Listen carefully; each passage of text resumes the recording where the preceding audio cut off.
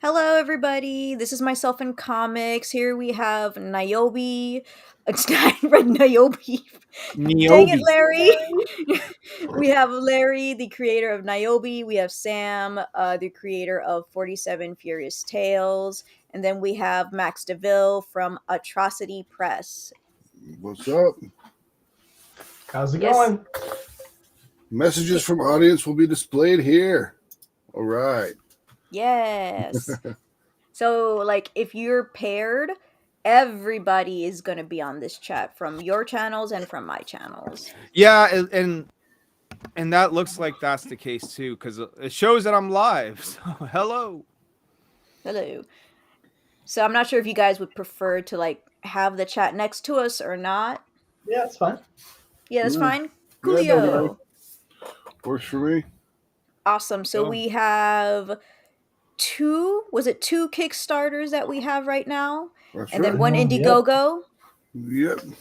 Well, Wait, the which Indiegogo is going to be next week, but yeah, I mean That's good. We start early. We start early. That's it. Yes, is it a Niobe comic or is it Richard? No, it's for Niobe Origins #1. It's our second chance campaign. So people that missed out on the Kickstarter that Like want me. some of the like yourself, right? Who might want to pick it up can do that, or you can order it at your local comic shop. But if you order it at the comic shop, you're limited to a couple of covers. If you get it through the Indiegogo, we're making most of our variants available to everyone. And what about the Antarctic Press one? Is that later after? Well, that will be out probably like 8 to 10 weeks from now. So you're looking at probably June, November. November. Yeah. Yeah. But we can get into all that. How are you, Bianca? What's going on? I'm doing great. Hopefully everybody's great too. Last time I was interviewing Sam, he was sick. Hopefully he's better. How Yeah, you doing, Sam? You all right? Yeah, I feel a lot better. Yeah, I feel a lot better. I still got a little bit of a cough, but I'm all right. Awesome. Yeah, you've been fighting that cough for a few Since like December. a week. Since December. I mean, it's been absolutely a pain in the ass. But yeah, we're working on it. That's great. So, Larry, you created Niobe. Can you give a brief description on what the comic is and the character? Yeah, well, I'll give you. There's a long version and a short version. I'll try and do the short version. I'll spare you the big long story, but basically, she's a character I made when I was 16 years old doing tabletop RPGs, and one of them was called Heroes Unlimited. So it was like Dungeons and Dragons, but with superheroes. So I made her then, and then I would try to draw her. And I'm not an artist, right? I could draw enough to say, hey, this is kind of what she looks like, and I did that for many years. I was into comics during the 90s when I made her. Lots of influences come into Niobe. If you look at the character, I'll bring up a picture of her in a little bit, but there's Gem and the holograms mixed in with magic from the X-Men, mixed in with every late 80s, 90s anime pigtail character you can think of in there, a little bit of Dazzler in there, you know what I mean? But she's a teleporter. That's what she does. She's a pop star and she's a teleporter. And so she's juggling two lives. And she, in the early days of Niobe, she learns that the more she uses her power, the more sort of it hurts her body. And she sometimes will have nosebleeds and then maybe little seizures and stuff like that. So it's not good for her to keep doing it. Wait, you didn't mention Niobe, right? Huh? No, oh, sorry, Shelby. Niobe. He has the name on his character over here. It's a Japanese girl, right? Yeah, she's half Japanese, half American. Half Japanese, half American. Japanese American. Awesomeness. Okay, Sam, you have your 47 Furious Tales. I know you did explain it before on the very first one, but I see some new people here today. Would you mind giving a brief description of yours? Yeah, sure. No problem. 47 Furious Tales is the telling of the 47 Ronin story from Japan's history, told with anthropomorphic animals across a 12-issue limited series. We've got brutal, furious samurai action, flashing steel, flowing blood, a lot of death. Yeah. Death. A lot of death. But yeah, we're currently on Kickstarter with issues 1 through 3. This is basically the release of issue 3. We are funded, already past our first stretch goal, closing in on our second stretch goal. I think we've got 18 days left, 19 days left, something like that. 19 days to go. 19 days, thanks. Yep. Max and I Looking at mine. launched on the same date, the same time, with the same ending date. So we've been doing a lot of mutual promotion everywhere we can go, and just having fun with the campaigns. This is actually my 16th successful crowdfunding campaign since I started in 2017. Nice.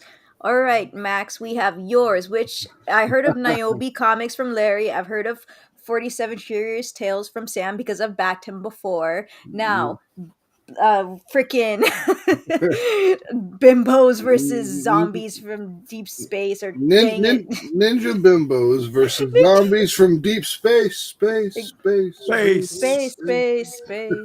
You gotta add the sound Yep. effect. Awesome. Now It's exactly what it what it sounds is. like. Oh my gosh.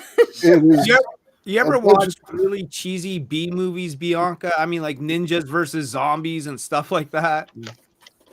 Does Big Trouble in Little China count? that's That's a sacred movie right there. that's a good one. It's a good movie. That's sacred. Yep. To me, that's like a D movie, though. But I love watching it. Oh, I love that movie. That You know, movie's it's the fantastic. first Church of Jack Burton right there, man. Yep. And then, but it's basically, it's a bunch of strippers get caught up in the apocalypse that causes a zombie apocalypse, and they have to fight their way through New York City. And the first issue is just their origins, so they're not ninjas yet, but they will be soon. Oh, that's different. Wait, if the world is completely run by zombies, do they have enough time for ninja training? That's it. You have to figure it out because they Dang it! I have to get it. Mm-hmm. That's the buy the book plug right there. Yep, they buy you gotta buy the book because Buy my book. buy my book. Buy my book. Crowdfund, please. Yep. Okay. You got some good people here in the chat tonight. Cartoons and comics says Sharknado. Yeah, man. Homunus says space.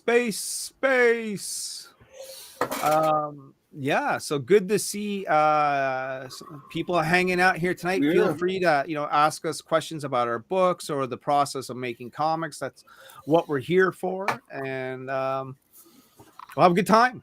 And yes, I understand that my name on my book is silly as hell because it came from us trying to come up with the cheesiest name we could for a movie title, and that's what I came up with. And I was like, you know what? I own a comic book company. I'm going to make it in a comic book. And that's the best thing to do. Exactly. And, So we did. And Max has been making a lot of different titles over the last couple of years too. Gotta give a big hats off to him. He's been incredibly productive. He's got some really great titles out with Human Hunters, Mary Machine Gun, Neo Tokyo. Great books. I'm a big fan. Thank you. We try. So why was strippers your choice? Because it's easier to have an excuse for why they're nude. Whoa, boom! Yeah, I mean, I love that. Well, Okay, Bianca, so it's yeah. one thing to hear about it. Wait till you see it. We'll start bringing up some of these Kickstarters where we'll take a little scroll through. You can have a look at some of the great artwork that basically all three of us have got rocking. Yeah. Alex Santana did the artwork for Ninja Bimbos, and it's fantastic. It made us rewrite a lot of the script because when the art started coming through, we were like, all right, our script is just way too cheesy and stupid. We need to punch it up and actually kind of take it kind of seriously here. Cartoons and comics says it's camp and it's great. Love it. If I got any cash, I'll give it a back. There you go. Sweet. For any of your options, do you have a digital version? Yeah, we got digitals. We got Nice. digitals for sure because it helps the people across the pond or, over in Australia that can't get anything in the mail right now. They can pick up the digital. Mhm. How are you thinking of making a sequel to the Oh, Bimbo story? oh No, you yeah. said you were, yeah. This is we've got 5 issues written. All of it is already written. Yeah, 5 issues have already been written, so we're good to go on that. Oh, but you're releasing them issue by issue, right? But not like a Yep, full volume. yep, issue by issue. Nice.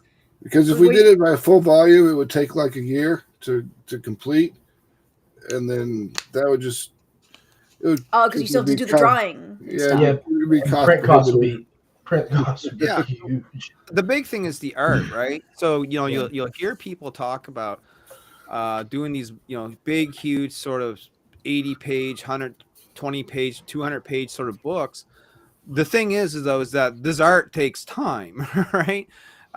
Even to put together a 24-page comic book is a couple of months easy to do. Oh yeah. Most of these artists that we work with often have day jobs, just like we do. Some people definitely work at a different pace than others. We've all been blessed though to have artists that are pretty timely. With Alexia, Max has got like a whole school behind him. You know what I mean? I have my own studio. Yeah, it's kind of cool actually. We actually do have schools behind us, don't we, Max? Yeah. Between the Kubert School and Rescundo Studio. Yeah. Yep. And the Kubert Cool. School. We have a question from the audience. Love it. Are any of you having variant covers, and do you know how many? Oh yeah. Who should start with that, huh? Well, I'll have some variant covers. I have like some compared to some other folks in here. Yeah. Who have a variant cover. So the variant cover problem, yeah. I'm a variant cover whore, Bianca. I have a problem. I need intervention. A pricey one at that, yeah. I've got one variant. I'm expensive. I'm high maintenance, Sam. I'll tell you. But the variant is still good, Sam. Yeah. Oh, it's by Paul Walcott. He did a fantastic job on issue 2's variant too. I mean, he did remarkable talent. And Necroholic, I think we're only gonna have one when we launch that in May, and then we'll have 3 covers for Reign of Ages issue 2. So including I don't know if the contract signed on one of the artists, but we'll have one from Aisha Gulsenev as the main cover, a really badass one from Nick Capone that's already done, and then once the contract's signed, we'll reveal who our mystery cover artist is. I'm so excited. For Necroholic, have you approached liquor companies trying to get them to sponsor it? I'm actually trying to see if we can get some of the local bourbon companies to do that, since I live in Kentucky, in Frankfort, surrounded by distilleries. So far, not real sure how well I'm getting on traction on that. But I don't know why. I hear the title and I think of dark chocolate. It's yeah, I could see how that goes. Oh yeah, Necroholic. Yeah, but like the really bitter, like 90% dark chocolate. Oh yeah, the good stuff. And some people add like saffron to the chocolate, so they can be kind of like spicy. Or cayenne pepper, yeah. Ooh, vitamin A, nice. So I wanted to ask Larry. Mm-hmm. Your character's hair color is like purple with a mix of pink, I believe.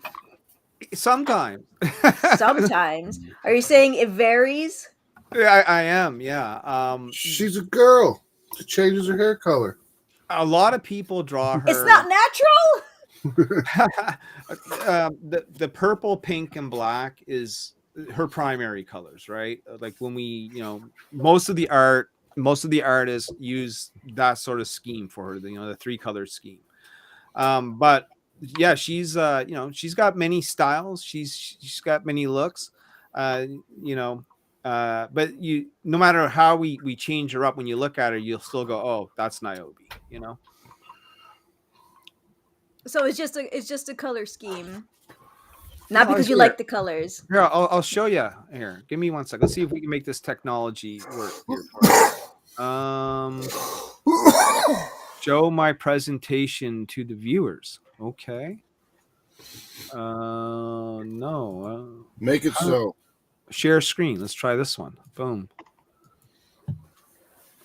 All right.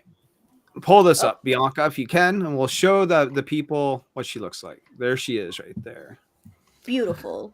Yeah, so this here's a beautiful piece drawn by Keith Garvey. And this is going to be for Niobe Outbreak #1 that we're going to do on Kickstarter, probably in late April. Keith Garvey is really known for his work with Zenoscope Comics, Grimm fairy tales and that sort of stuff. I still have to get some. But it's a great cover. She doesn't normally wear the mask, but this is for our story that we got coming up. But yeah, Poison gas, I'm guessing.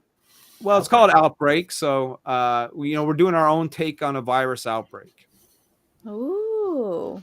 With lots of sort of commentary about the lives that we all had to live for the last 2 years with quarantines and lockdowns and mandates and all that good stuff. Well, guess we have another question. Do you need a Portuguese translator? Brazilian Portuguese or Portugal Portuguese? Because I could have sworn that one time they said they were from Brazil, maybe? Because the Brazilian Portuguese is different than Portugal's Portuguese. But this person is of that language. I know that for a fact because I spoke to them multiple times. I don't speak to them in Spanish or Latin though. That's because mine suck. Okay, so I also wanted to ask Max. Yeah. Oh my gosh, what did you call them? Did you call them strippers? What was that Yeah, it? the strippers. Yeah. the Yeah. strippers. So I almost called them go-go dancers because I'm like, wait, what are they called? So Well, for the they are strippers, go-go dancers in the cage. there was some in the cage, and the art Yeah. is really beautiful, by the way. So there's like 5 women or something on there, I believe, Mhm. all different and everything. Which one is Hispanic Latino? Dang it! The Hispanic Latino one is that's I think it's Donna.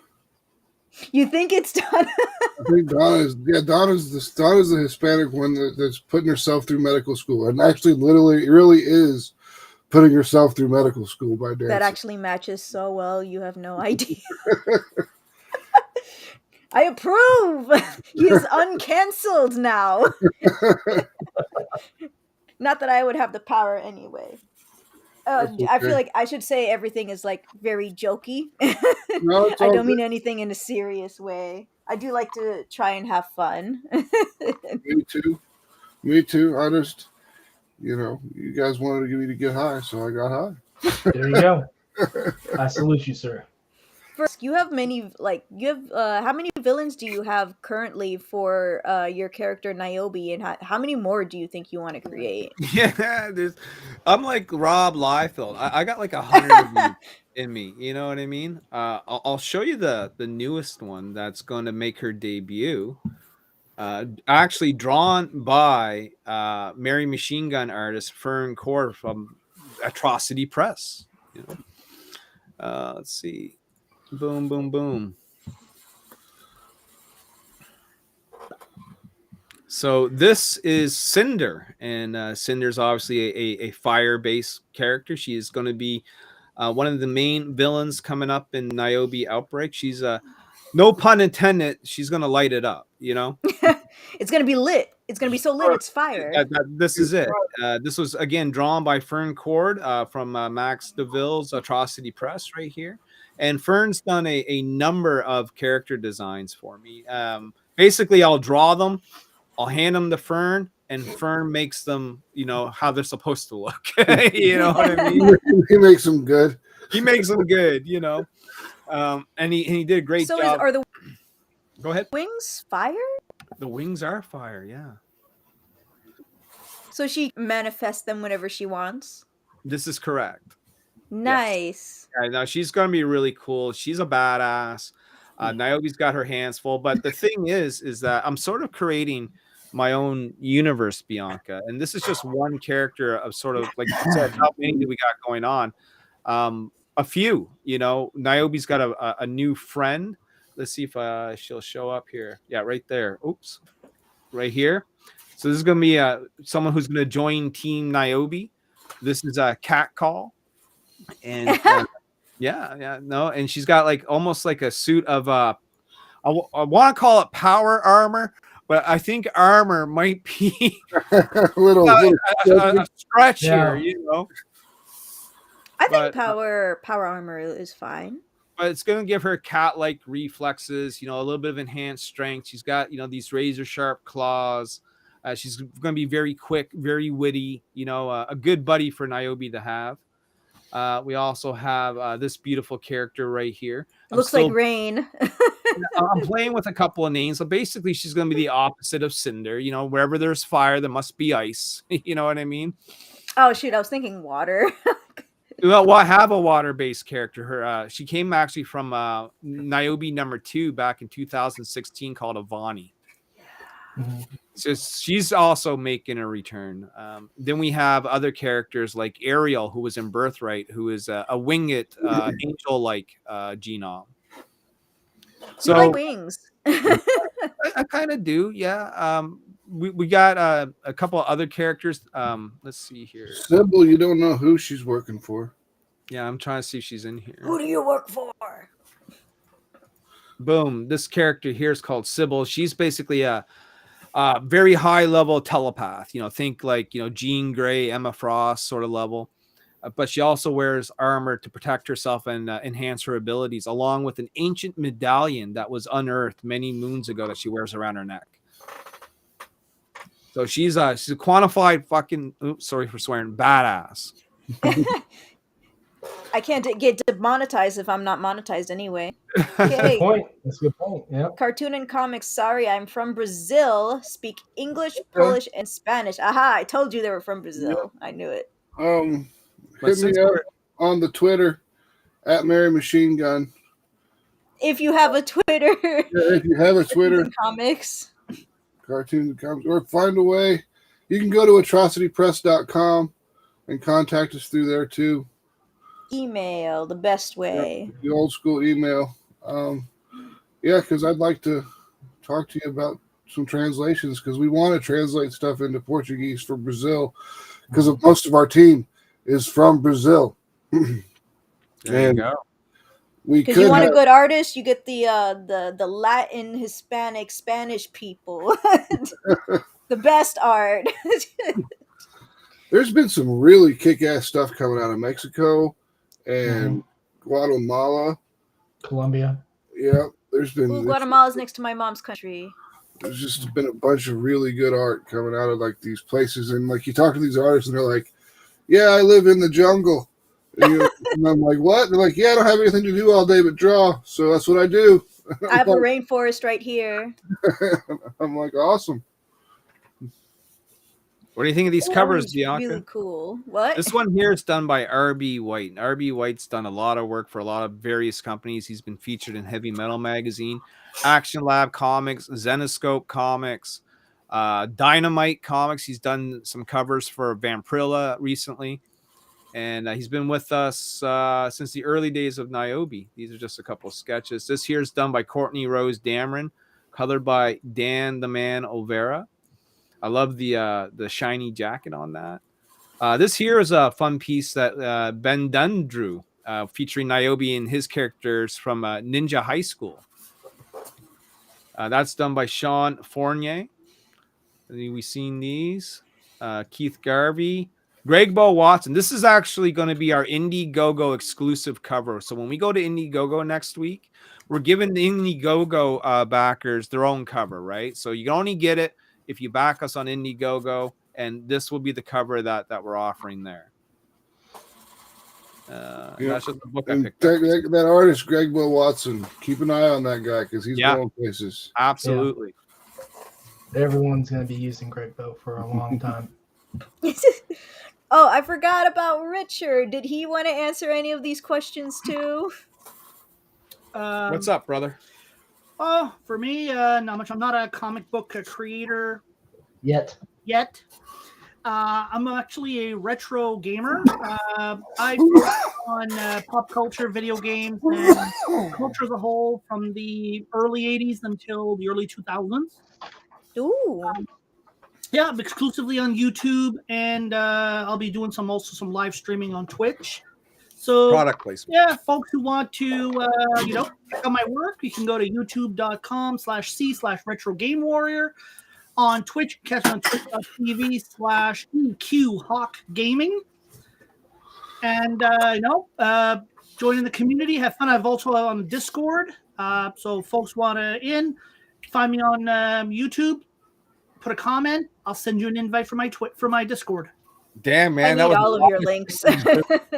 You just fucking laid her out, brother. Hey, it's all business. So here's the real question, Larry. Did that beer come in a can or in a bottle? No, this is what it is right here. Oh, in a can? What the Yeah. hell? Can, yeah. Man. But there is an announcement, though, that we've been working on. I'm working with a group from the UK and from Australia, where we worked on a documentary for retro gaming. We are in the works of getting it on the documentary channel for this fall in North America. And we're looking at trying to get it on ITV in the UK. Oh, sweet. Is that going to be like crowdfunded, or is that something that you already have the resources for? Oh, we did it all ourselves. No crowdfunding whatsoever. Wow, work so hard. Thank you for your hard work. Because I would love to see the documentary. I love that stuff. We're waiting on final approvals from the two networks. They better approve it. Fingers crossed. Did you try to get money from the government? Because isn't there like a thing that Canadians can do, like to get grants for artistic purposes? Oh God, no! We don't sell out. No. We have integrity and ethics. Well, I don't know if they make you if they make you say certain things if you get the money, but I was just saying that that's just free money. Take it. Oh, no, we've been working on this for the last year and a half. So I hit a good crew. A lot of footage from the UK, from CEX, and from a few conventions over there, a few studios. We were unfortunately not able to get anybody from CD Projekt Red to promote the old Witcher 2 and Witcher 1. But it is what it is. Aw, my brother likes The Witcher. Oh, I love The Witcher. I still haven't seen it. I need to see it. Oh, you have to see it, Bianca. It's a wonderful show. I've seen the first 3 episodes. See, he at least started. Here's the comic Bianca. Niobe Origins right here. And a little cute chibi on the back. That looks amazing. Right? I will get the variant cover. I'm going to show you some of the inside. I have a hard time focusing here. It's the Red Room. It is the Red Room. It's this here particular book is 36 pages. There's a couple new characters that we introduced, such as Akio right here. You'll learn what her story is in the book. This is where Sybil, that character telepath, makes her first appearance. 36 pages. Was that considered large or giant? I can't remember. I don't know. What's probably the smaller of the two? This here is a cover by R.B. White, by the way. And we have you asked about variant covers. I have, for this campaign alone, was 11 variant covers. And then we had 5 of them we made foil covers. I'll see if I can dig some of those out in a little bit. And we had a blank cover. Ones? No, a foil cover is like a metallic shine that's sort of over the entire cover. Mm-hmm. So it looks, a little bit more fancy. It has a nice little gleam to it. The $50 ones, right? They're usually like they go for a couple more dollars for sure. If you can full screen Max, he's got one there. Let me take it out of the bag. Take it out of the bag, baby. And this has been my 9th crowdfunding campaign. We've done other books as well. Ooh. Hold on.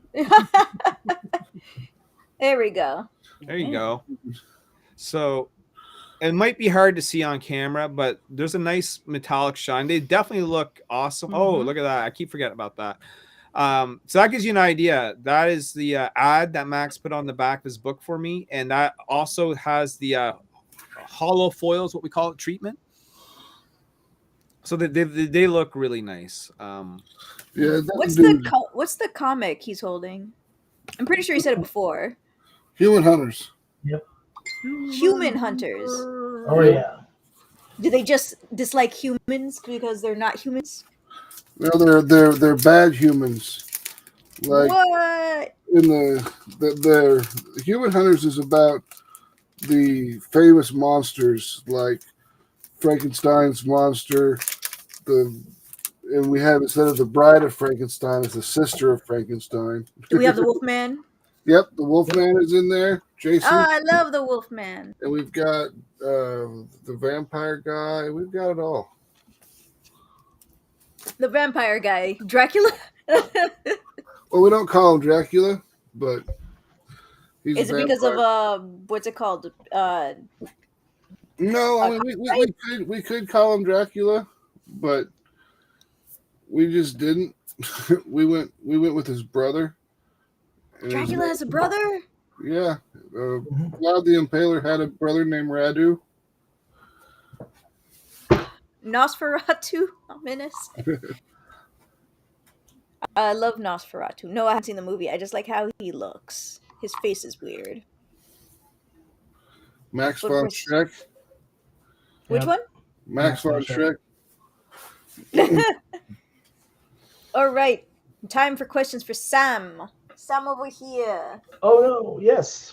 Yes. So you have your 47 Furious Tales right now, and you said you have one variant cover right now. For issue 3, that's correct. Yeah, we just unlocked it when we crossed our first stretch goal. It's by Paul Walcott. It's an image taken from a scene in the interior of the book itself, where Asano Naganori is at basically they're camping during their trip to Edo, and they're having a discussion about this particular object. And we wanted to take and bring that scene out as kind of a contrast to the Alexia Veldhausen cover, which is focused primarily on the violence of that issue itself. There's a lot of action in issue 3. It's basically the Battle of Furukawa, is what we're calling it, where the samurai of Asano Naganori under Yoshio's leadership will take and join battle with the forces of the Grey Wolf bandits. And so, yeah, definitely check that out, guys. If you've read issues 1 and issue 2, you know that our samurai action in there is very bloody. You have people losing like limbs, Double losing heads. decapitations. Wow. We have a double decapitation, yeah. People getting spears through their solar plexus, and just some really, really vicious fights. I believe all there was the- also a stab in the heart one time. Yeah. I mean, it's very, very lethal. We All the kill people animals left are and the right. same size too, so it makes it easier. What? No, there's some that are smaller. Some are smaller, some are bigger, but the animals aren't scaled to their animal compatriot. Obviously, because Counterpart. it would look really weird. They're just all Right. really midgets. That'd be giant size. That'd be awesome. It'd be Yeah, I like mean, imagine like, hey, here's the bear and here's like the bunny, and you're like, oh, who's gonna win that one, right? The bear versus the bunny.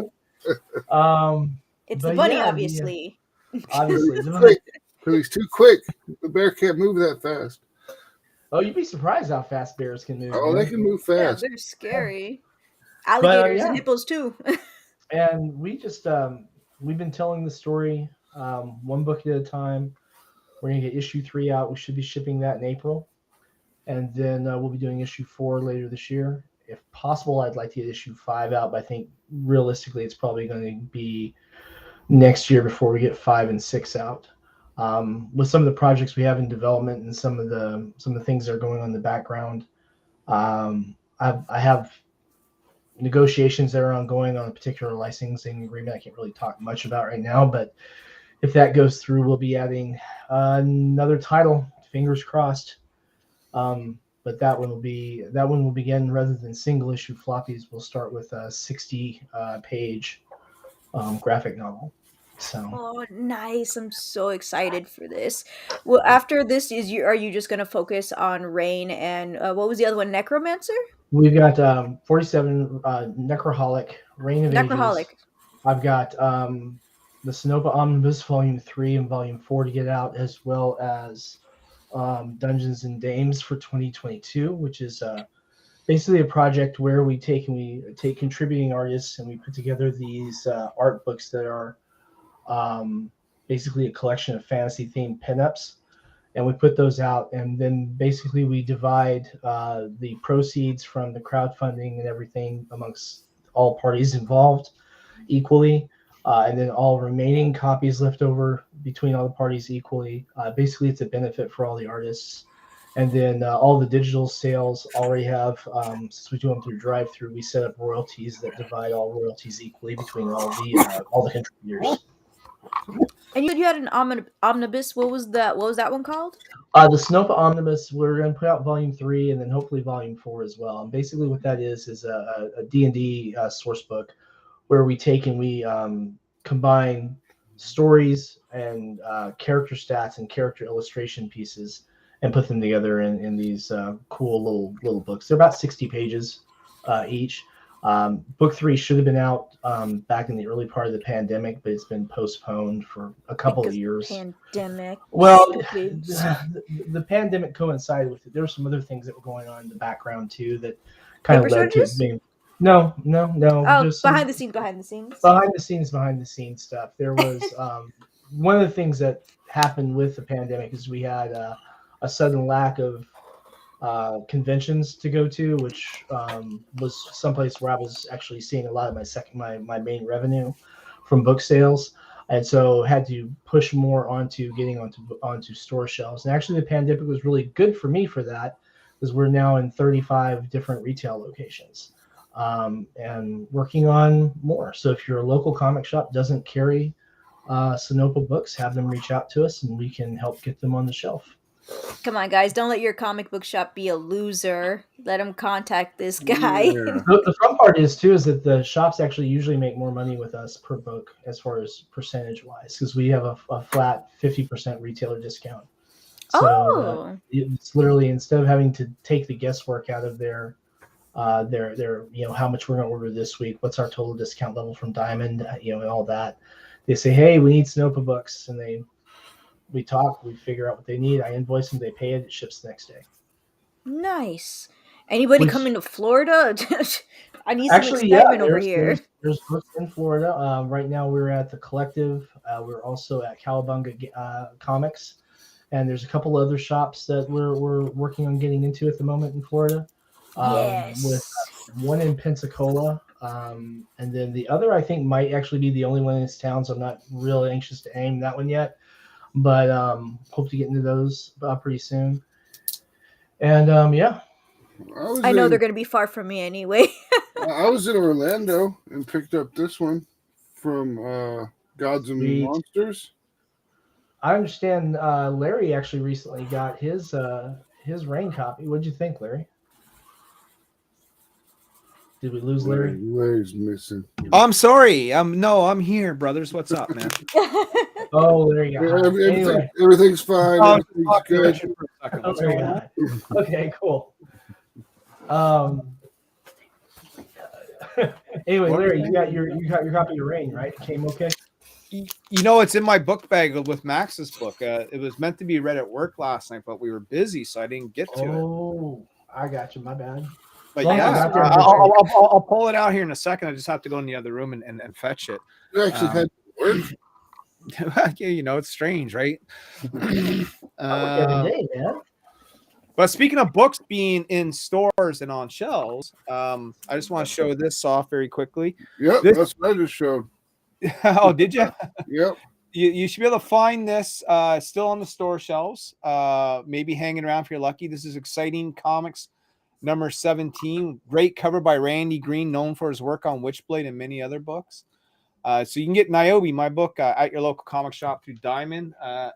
Following up, this is the second part of her story. It appears in this book here at the back end. So this is Exciting 18? Comics 18. So these are the two that you're looking for right now, and then two more after that, and then Niobe will come out. Niobe Origins from Antarctic Press as a one-shot, as a 40-page one-shot. So I'll drop the order code, the Diamond order code for that in your chat, so that you can just give that code to your local shop, and they should be able to order you in a copy of Niobe. It'd be about, like I said, 8 to 10 weeks from now. That book will actually Nice. be on Can't the wait. shelf. Yeah. Need to get like that Antarctic Press like on my freaking computer and have it saved, especially since I actually bought something from Antarctic Press and I'm just trying to do my review for that, but I deleted everything, so now I have to restart. What fun. Oh no. Now they're a great company. Listen, I was reading Antarctic Press books when I was 14 years old. Going back to things like Ninja High School was sort of like my first introduction into them, and then they released other great titles since. Look, they got Common America, they got Rags, they got Niobe now, they got Patriotica. They still got their legacy titles like Ninja High School and Gold Digger, and they're constantly looking at new properties. They got these anthology books like Exciting Comics and Planet Comics and Jungle Comics, where they encourage new creators, whether you've been around, not even new creators, any creator, whether you're a veteran or you're new, to submit your stories to them for publication and have that circulated around comic book shops. They're a great company to start out with. Absolutely. I thought Common America was owned by somebody else. No. Well, see, Common America is owned by someone else. It's owned by Tin Lim and Mark Pellegrini, but I they know that. but I they thought it was also a different publish. company. But it's with Iconic Comics, but they also publish through Antarctic Press. Right, it's publishing. All this stuff is like so hard for me to remember constantly. Yeah, I'm like, getting there's stuff out to shops is a lot of work. You can put it out through Diamond, and Diamond takes its cut. But if you do that, it's a little quicker on getting into shops, I suppose. But man, you definitely, if you ship directly to the shops, it's a little I guess easier to manage the financial implications of it. Would be how I would put it. If I wanted to spend the $4,000 on a Diamond ad, I could put my book in Diamond right now. Yeah, I know, right? Wouldn't that be awesome? Well, see, the thing with Diamond was it used to be before Marvel and DC basically pulled out that you had to be able to sell 3,000 copies minimum through Diamond. It was something to that effect. And then when Marvel and DC sort of said, no, we're out, we're going to do our own things. What happened was Diamond said, okay, well, now we need to focus on these smaller publishers a little bit more. Not all of them can do 3,000 copies of a book. So essentially that mandate, that sort of requirement's been dropped, right? So Max is absolutely correct. If you got the money to put the ad space in there, and you're able to take that cut, because Diamond takes a huge cut, it's something like 60%, it's hefty. Do you guys think that you'll like retire in 50 years after doing this as like a career? Yeah, I don't think I'll be alive in 50 years. I'm the oldest guy. I'm the oldest Don't guy say in the room, that. though. I mean, I am. I'm the oldest guy in the room, though. So that's kind of. No, you'll live for 2,000 more years, of course. Average lifespan. I don't know, man. I don't know. I hope I'm going to beat the average. If I don't beat the average, oh Lord, I got to at least beat the U.S. average. I want to see my little girl graduate college. I have to live longer than expected, but yeah, I mean, it's one of those things where comics is hard to make money at. It really is. I think that retiring from comics, I feel like I see people brag too much that it's easy and They're you just lying. get your money and They're lying. pay your They're bills. lying. I mean, I'm not trying to call anyone out by name, but they're telling you a lie. Yeah, comics is hard. Because I see people who only go by like when it's Indiegogo or like Kickstarter, they have like some will have like 1,000 and meet their funding goal, or a few thousand, and then there's this one person who gets like 1 million. Yes. And I'm just like, so I'll pause you there for a second. The 1 in a million is just that, you know what I mean? Yeah. And usually the people that are making that kind of bang, And we're talking like the Ethan Van Skyvers or the Brian Politos here. You know what I mean? Billy They've Touche. been in this game for a long time. We're talking 20, 25 years plus that had, been around since the 90s and able to build a legacy and a reputation around their name and their art. And a fan base. And a fan base. This is it, right? Coming out of the gate for a new creator, the very first Niobe we ever did barely raised $2,000 Canadian, which is like 56 cents American, right? It took me 8 years, Bianca, to build this up to where we're doing $20,000 campaigns. And to me, that's really good. That's really nice. That's a big success. And if it ended here, Bianca, I could say, I did 5-figure Kickstarters and I got published, and I'd be happy with that. But I'll be honest with you.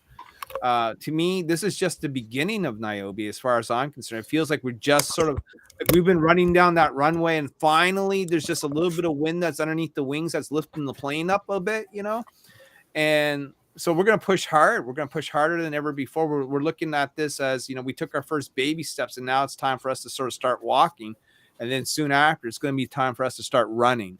And I think I can make a living doing this. I think I have a viable business. I think it's only going to grow. Can I retire off it? I don't know. But I'll tell you, I'm going to make every effort to try. Would either of you guys call it easy? Because I wouldn't call comics easy. Comics easy at all. Here's the thing. It is hard when you start. It is so hard when you start, especially like when I started in 2014, because I wasn't in a network with anyone. I didn't know anyone. I had to sort of like find, research on my own. I had to like download scripts just to see what a comic book script looked like. And I had to, figure out, the aspects of printing. And I had to figure out how do I find talent and how do I not get ripped off? And how are we going to distribute files and all these, things that you never think about when you become a creator. Is it easy for me now? Yeah, it's easier for me now because I got all my eggs, in my baskets, like I know what I'm doing now. So I know who to contact. I know how much things cost. I know how things are made. I know the process. So it's a lot easier now, but starting out, it's rough. I bet. How did you guys get started? You guys started like, at least drawing or being interested in it at a very young age. Like me personally, I started when I was a kid. I used to ride my bicycle the 5 miles down the street to the grocery store that had a newsstand, and I would buy books like Spawn, Witchblade, and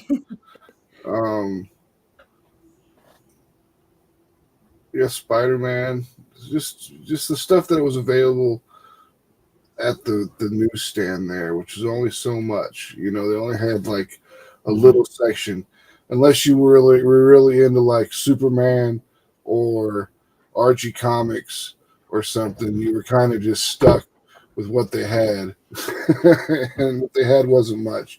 But they did have like they picked up Image comics when Image came out, so that was pretty cool. They had like Pitt and stuff like that.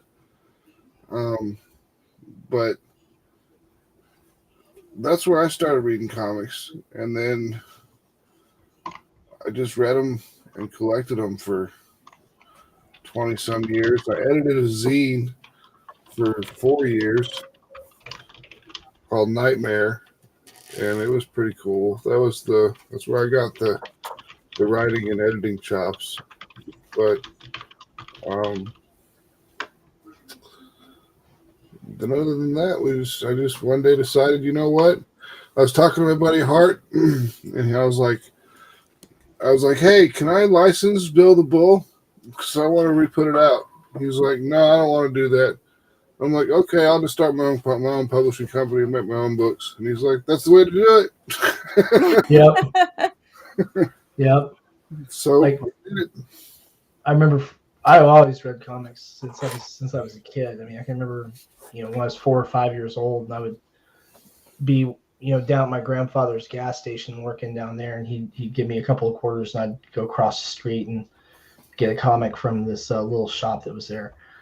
And I never really lost that love of comics. And then the 90s came, and I was traveling around doing some interesting things. And I would, pick up Super comics at spy airports and, read my comics while I was on the plane or in the back of the wagon or whatever, And got tired of that and started a comic shop in 99 and ended up selling it later in 99 and then went back to traveling around for a while. And finally, 2017, I said, I got to do something to build something for the kids that I can leave behind instead of just working for other people. And I said, I'm going to do something. If I'm going to do this, I'm going to do something I like so that I don't get burned down on it. And I started making role-playing game books and then comics. And it's been, we're into our 5th year. And it's been a hell of a ride. I started buying comics, Bianca. You started off, I would say, with like, Archie and Richie Rich and that sort of stuff, right? You know what I mean? Kids comics, right? But, when I first really got serious about comics, I was probably 12 or 13. And I discovered this magical place, Bianca. It was amazing. It was called a comic book shop, right? And here they had everything, and it was in boxes and, displayed on the wall. And oh my God, I think one of the first comics I remember buying, was either an Amazing Spider-Man or X-Men. And if it was X-Men, it was X-Men Annual 10 that just had this like badass cover by a legendary artist that goes by the name of Art Adams, right? And that just grabbed you by the balls and, and drug you in, kicking and screaming. And I've been a fan of X-Men. If you read Niobe, you're going to see a lot of X-Men influence in there. I was a big fan of Amazing Spider-Man because of the cartoons growing up, the 1960s cartoon, followed by Spider-Man and his Amazing Friends, was probably still one of my old-time favorite cartoons, Then I got into, the Bad Girl comics, right? Like Max mentioned, he talked about Witchblade, Evangeline, Darkchild, Dawn from Joseph Michael Linzer. But then I became a fan of artists in particular, right? Like I started following like artists, like guys like J. Scott Campbell, Michael Turner, Jim Lee, Todd McFarlane, and if it was an artist on a book that I liked, I would, get that book. Like to this day, I still buy J. Scott Campbell covers, even if I'm not collecting the series, because I'm big fan of J. Scott Campbell, and probably always will be. His art is very, very good. Yeah, he's the bucket list artist. Like if someone was to say to me, what's the one guy, you could have do a cover for Niobe, it's J. Scott Campbell. That would be like once I hit that pinnacle, I don't think there's any higher mountain I could climb, We'll say because he's very, very expensive too. Right? Yes. yes, he is. Yes, he is. Hello, welcome, Big Daddy Bowser. So that's he's one of our boys. That's John. John, what's going on? What's up? What's up, brother? Big Daddy Bowser in the house. Yeah. Check out the Fate Cast on Twitch on Tuesday nights. Yeah, yes, that was a lot of fun. We had a lot of fun there. Yeah. So how would you guys say is like if somebody wanted to? I usually ask this. I've asked this for Sam before. I also believe, when somebody says I want to make a comic, where do I start? Where do you get the connections? How do you find the connections? All right, so there's a lot to unpack there, right? Mm-hmm. That is a show. First person tells me I want to make a comic. I'm like, do you have a script? And the first thing you need is write your script. If they say no, I say write a script. And if they say yes, I say, all right, you need to find an artist. Yeah, I mean, the steps are simple, but here's the biggest thing, right? If you're going to make a comic book, understand that it's not cheap to make a comic book. And if you're an artist and you can draw it yourself, then the battle's half won for you. Congratulations. You just saved yourself a ton of money. But let's just say you're a guy like the 4 guys on this panel who are not artists, so you got to pay for this art, right? So a bare minimum cost to make a Niobe comic book, I would say, is probably $5,000. Easy. You know what I mean? Yeah. To put together a basic comic book with color, lettering, Maybe your cover A and a variant cover or two if you're lucky. It's expensive. And that's just art and lettering costs and covers and whatnot. That's not printing and shipping. That's literally just the art, the lettering, and covers. Yeah, I ran a panel at a couple cons called "If I Can Make a Comic Book, Anyone Can." And one of the first things I talked to them about, though, was how expensive it actually is. And, because when I started Niobe #1, I didn't realize how expensive it actually was going to be. Mhm. And that's where the crowdfunding sort of comes into play. A lot of people need crowdfunding to actually pay the upfront sort of capital that you got to put up to make a comic book. I've been lucky enough that I've been sort of paying for it out of my own pocket. And if the Kickstarters do well, then I kind of pay myself back. I get my money back if I'm lucky. If not, maybe I'm out a few bucks, but at least my work is still out there, right?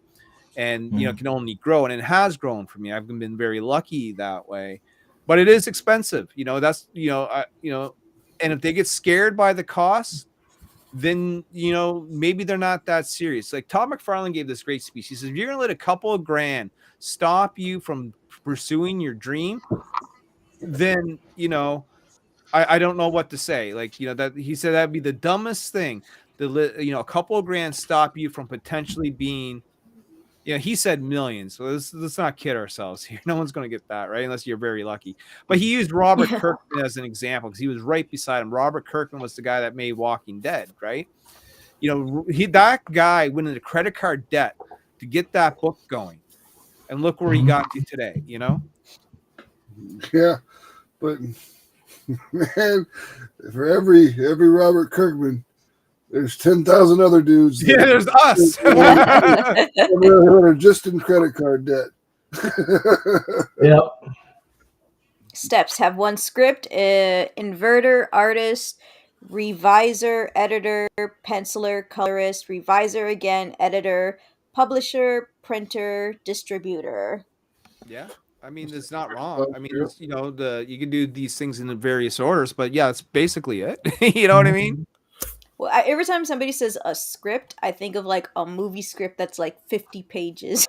But that's the great thing about making comic books is that comic book scripts don't have to be that detailed, but they have to get the vision across to the artist. And there's a couple of different types of scripts you can do. There's like the Marvel style script where it's like, you're loosely given an idea.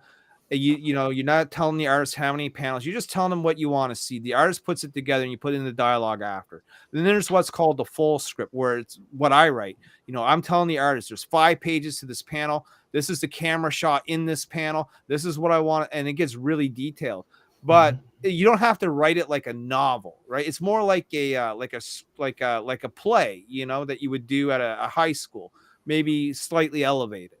Would you guys agree? Yeah, and when you work with someone like I work with Fernando really closely, so I write my scripts to Fernando. I don't have to write it to just a general audience. I can write it and be like, okay, Fernando's going to understand what I'm talking about. Right. And writing for different artists can be a different experience. Like writing for Nick Capone is very different than writing for Alexia Veldhausen. Even though the two were educated at the same institution, they're entirely different people. They need entirely different direction sets. And I find that's the same with the artists I used for a lot of the role-playing game materials too. But I mean, you can put your script together. That first draft is easy. Your revisions are what eat up your time when you're fine-tuning everything and making sure that the flow of it makes sense.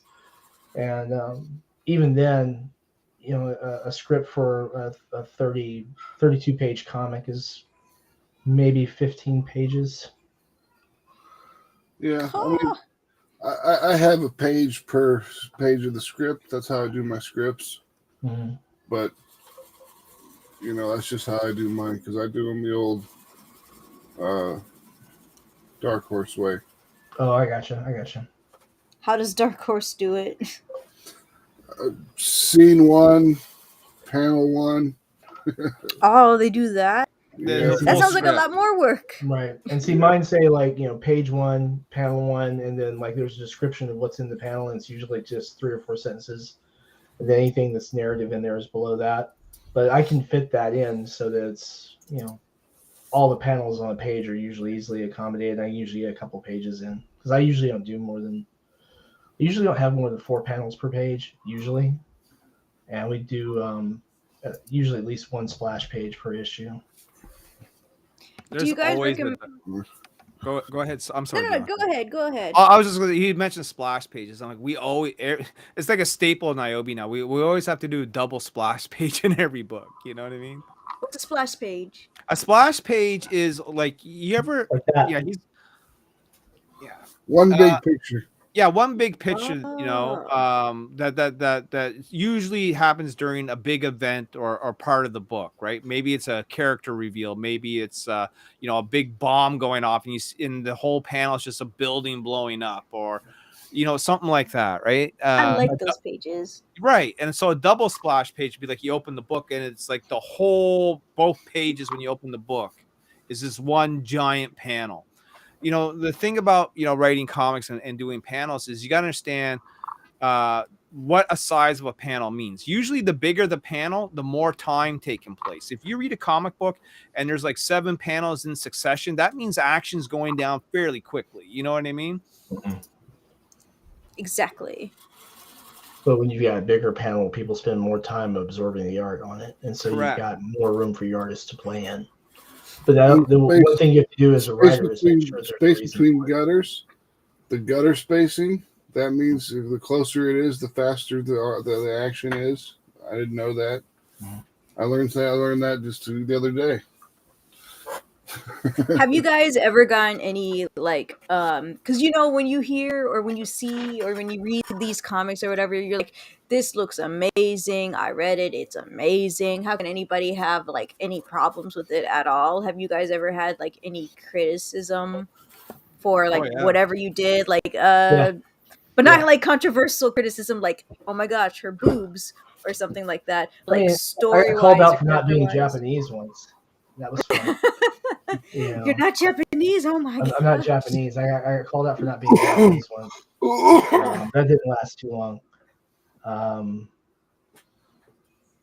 Yeah, I mean, you can't tell a Japanese story. I know, right? We had one live stream that Alexia was on. I couldn't make it. I had another one scheduled. I was on a different one that night, and the guy who was interviewing Alexia said, "Well, how do you have samurai squirrels when squirrels aren't native to Japan?" And I'm like, squirrels are native to Japan. Wait, what? What do you mean by that? Yeah, he didn't believe that squirrels were, you know, actually native to Japan. I'm like, no. He was like, I believe the cats, I believe the foxes, I believe the deers, but squirrels? That's crazy. Yeah, but there are native species of squirrel to Japan. Like, and I was watching this after the fact, of course, and Alexia is like, no, actually, there's several different species. We even looked, and she's like whipping out like Google page references that we were using for reference material, and just right on his live. I thought the squirrels looked kind of different. I'm like, this looks like a specific breed. Sometimes. Yeah, he didn't invite us back. Oh, you guys were invited? we didn't get invited back, so. Oh my gosh. You know, I'll tell you, Bianca, from my end, right, with the question, nothing story wise, you know, ever comes up. It's always, yeah, and this is in the early days of Niobe. It's your covers are too sexy. You know what I mean? That sort of stuff. Like you said, like the boob stuff. Like, you know, we took some of that in the early days. No one really bothers us about that stuff now. You know what I mean? And that's about it. Max? I put out books called Ninja Bimbos versus Zombies from Deep Space. I'm pretty sure I don't care. I'm gonna be upset about what. No, but has anyone ever like criticized maybe storylines or plot lines, or, you know, question you on anything, and like, this doesn't make any sense or anything like that? I've had someone say that I was a little rough on the Catholic Church. All right. In Mary 1, because the Cardinal and what he does. Oh.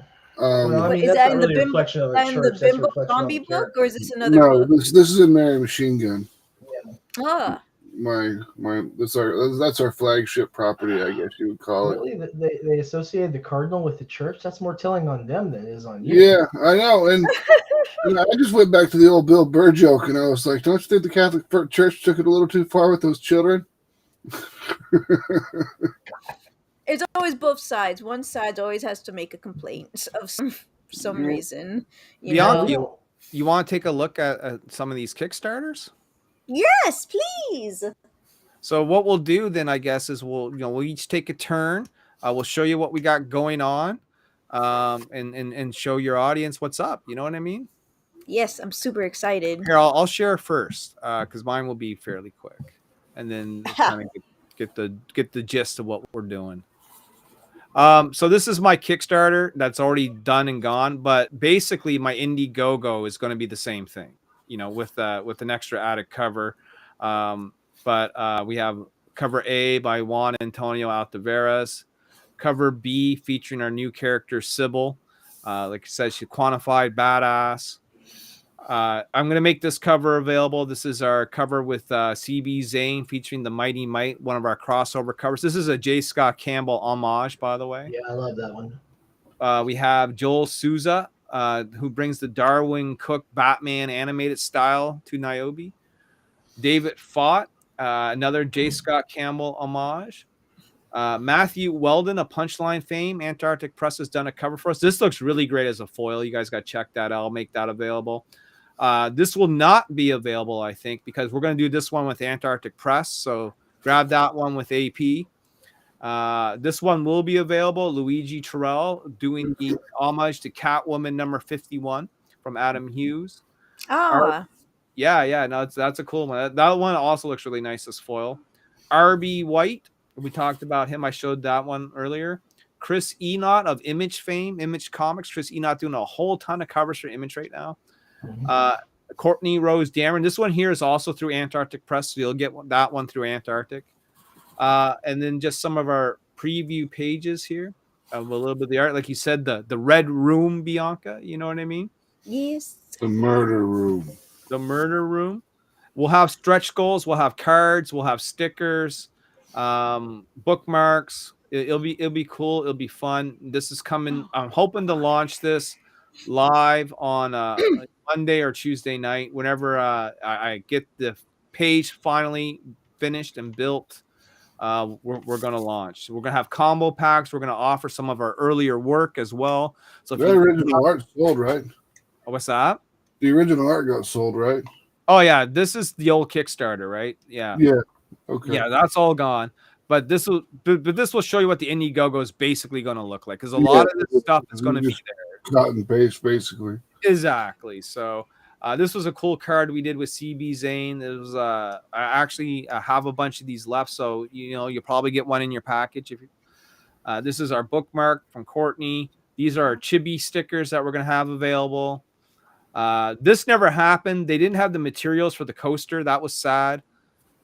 Sybil card colored by our very own Phil Leon, drawn by Steve Boyu. And when we did the Kickstarter, this was kind of cool, Bianca, because we're all friends, right? And we network together. Basically, what we've done is we've allowed our digital copies to be used in each other's crowdfunding campaigns. So if you backed Niobe and Kickstarter, you also got 47 Furious Tales. You also got Mary Machine Gun Reloaded, and vice versa. When you backed one of these guys, you got the very first Niobe #1 on digital. So guys, I just want to say I want to keep doing that. You know what I mean? I think that's badass.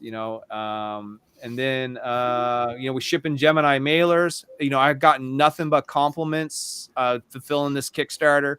I was telling the boys earlier, everyone's, saying their stuff is arriving in perfect condition. I haven't had to do any replacements. It's been fantastic, so. Same with me. I like Gemini. Yeah, that's it. That's the way to go, I would say. So here's just some people, posting their, stuff they've gotten from us previously. And of course, we print with Comics Wellspring. They're basically, a one-stop shop for it now, to be honest with you. They even, Sam, get this, they're doing the satin cover finishes now, brother. Oh, I wonder what prompted that. Well, I don't know. You know what I mean? But that's I wonder what prompted that, man. So that Indiegogo for me is going to come early next week. So, be on the lookout for that. Mm-hmm. Do artists just ask you, hey, can I make a cover? Or do you go to them? Yeah. Really? Wow. Listen, in the early days, I had to go to everyone, and I was scared to ask certain people, figuring they were going to say no. I just spam everybody. I'll give you an example. The icon I'm using right now is drawn by a guy, the cover, one of our most beautiful covers ever, drawn by Paul Green and colored by Ula Moss. And if you don't recognize these names, like Paul Green has done work for Coffin Comics, Lady Death. He's done work for Zenoscope. He's got that J. Scott Campbell style. And Ula Moss, who really brings it to life with her colors, has done work with all the greats. Jamie Tyndall, J. Scott Campbell, you named it. She's colored for Marvel. She's colored for DC. She's done it all. They're a great team, and they put together this image. And I was scared to even ask Paul to draw a cover for me, because who am I? I'm a nobody. You know what I mean? But you'd be surprised how many people are going to say yes. Like, it's ridiculous, And Gotta then get that money somehow. Yeah, not many people say no to money. Yeah, I mean, especially when they're like, oh, this is just some kid. I'll just throw some like number out there that he just, just $2,500, kid. Okay, sold. Done. Yeah, and as we got going, I did have people just say, hey, I get a message, I would love to draw an Niobe cover for you someday, and it's from like people you wouldn't think that would hit you up. An example of that's Chris Enoch, who does a lot of covers to Image, said, hey, I would love to do a cover for you. Justin Hunt was the same way. A lot of these guys that I hired got my attention by saying, I want to work with you, and which was awesome. Yeah, Awesome. I like when people ask me if they can do a cover. It takes a lot of the work out of me having to go hunt down someone to do covers. All right, let's have Sam next. Okay, let me figure out what we're doing here. Share screen. Share the Chrome tab, and we will see how this works out. I wish it would automatically show the Chrome tab, because that's what How's everybody that? uses anyway. Yes, perfect. Does that work? Okay, so we have 47 Furious Tales. This is a 12-issue limited series. We're on issue 3 with this campaign. We actually, myself and Max both funded inside our first hour on launch, although you couldn't really see it for like 2 or 3 hours. Couldn't tell. Because Sanderson's campaign had all of Kickstarter bogged down. I don't think this will share audio, but definitely check out the video. The video was reworked by Max with audio from Phil Leon, the Electric Crayon. And here's the base level art of the Alexia Veldhausen cover. What's that? Does Restream not do audio? I don't know if it does or not. Let's find out.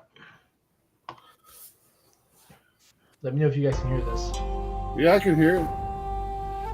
All right, can you guys hear it on the YouTube channel? We just need a Y for yes.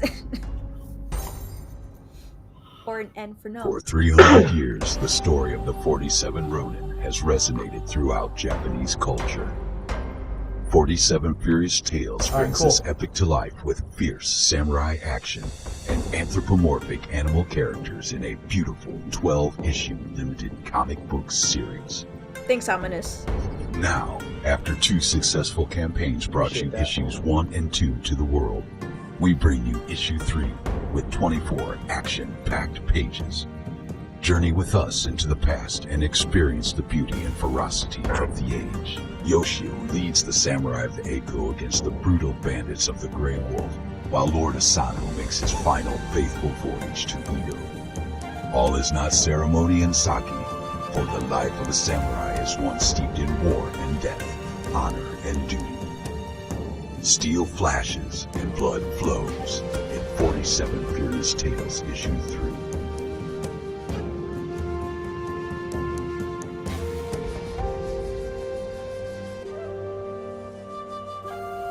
Pledge today for your copy of 47 Furious Tales issue 3 and the Artist Edition volume 1. Collecting the original hand-inked, unlettered art pages of issues 1, 2, and 3 into one beautiful volume. So yeah, they did a fantastic job on the video for that. Who was the narrator? That's Phil Leon. Phil Leon. For both the deep voice and the regular voice? Yes, Yep. indeed. Wow. He's something, isn't he? Yeah. He's our amazing. main cover for issue 3. Like I said, we wanted to focus on the more martial aspect of the title with this. Alexia Veldhuizen does the main cover for each issue, as she's the principal interior artist as well. And our first stretch goal we unlocked brought out the Paul Walcott variant cover, and this is that camping scene that I was telling you about, which is Asano showing his men a gift he's bringing to us for a certain shogunate official. Dang, I gotta change my pledge. Well, you don't have to change the pledge. This is actually just available as an add-on. And let me ask you something, Bianca. How much do you usually see variants added on for Kickstarter? Sometimes they'll be added on for like $5, $10, or $15 more. I saw one person's like, oh, the regular comic is like $15, and then for a variant it's. Did I just lose connection?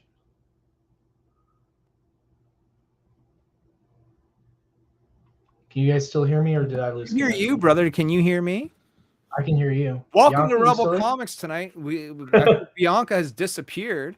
Oh no! We'll wait for her to reconnect, but we have Nerdette's newsstand in the chat. Hello, Nerdette from Niobe. What's going on?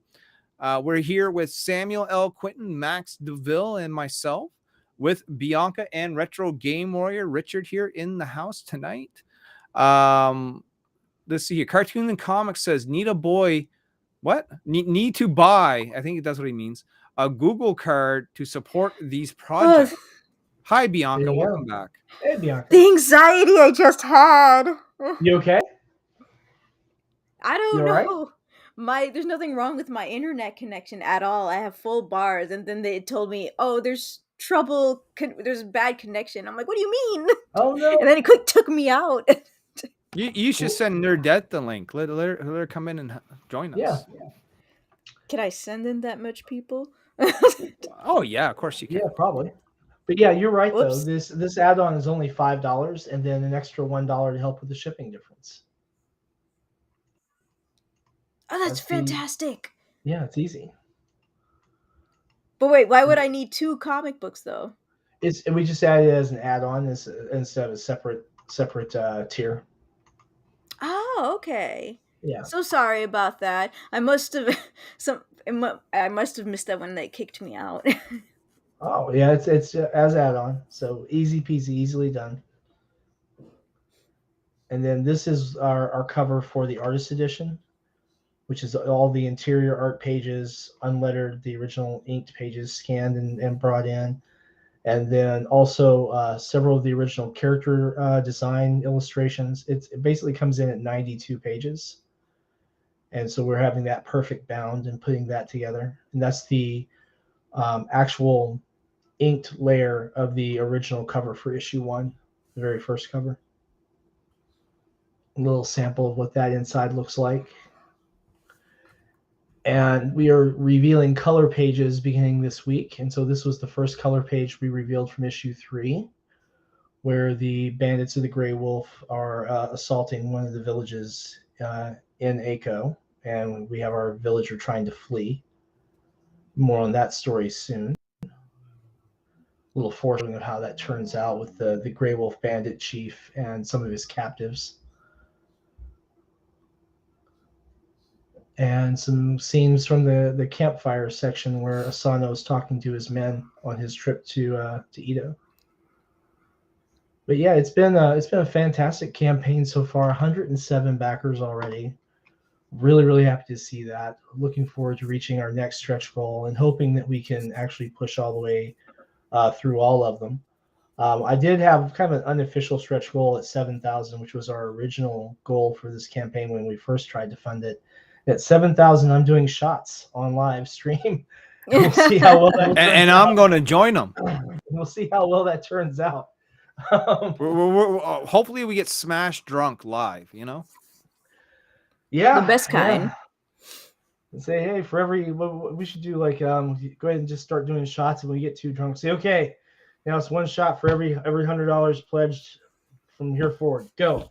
It's like, wake up 3 days later, you're funded past all the stretch goals. You're like, what happened? Why does my head feel like it's on a plate? It'd be like Hangover, the movie, Sam.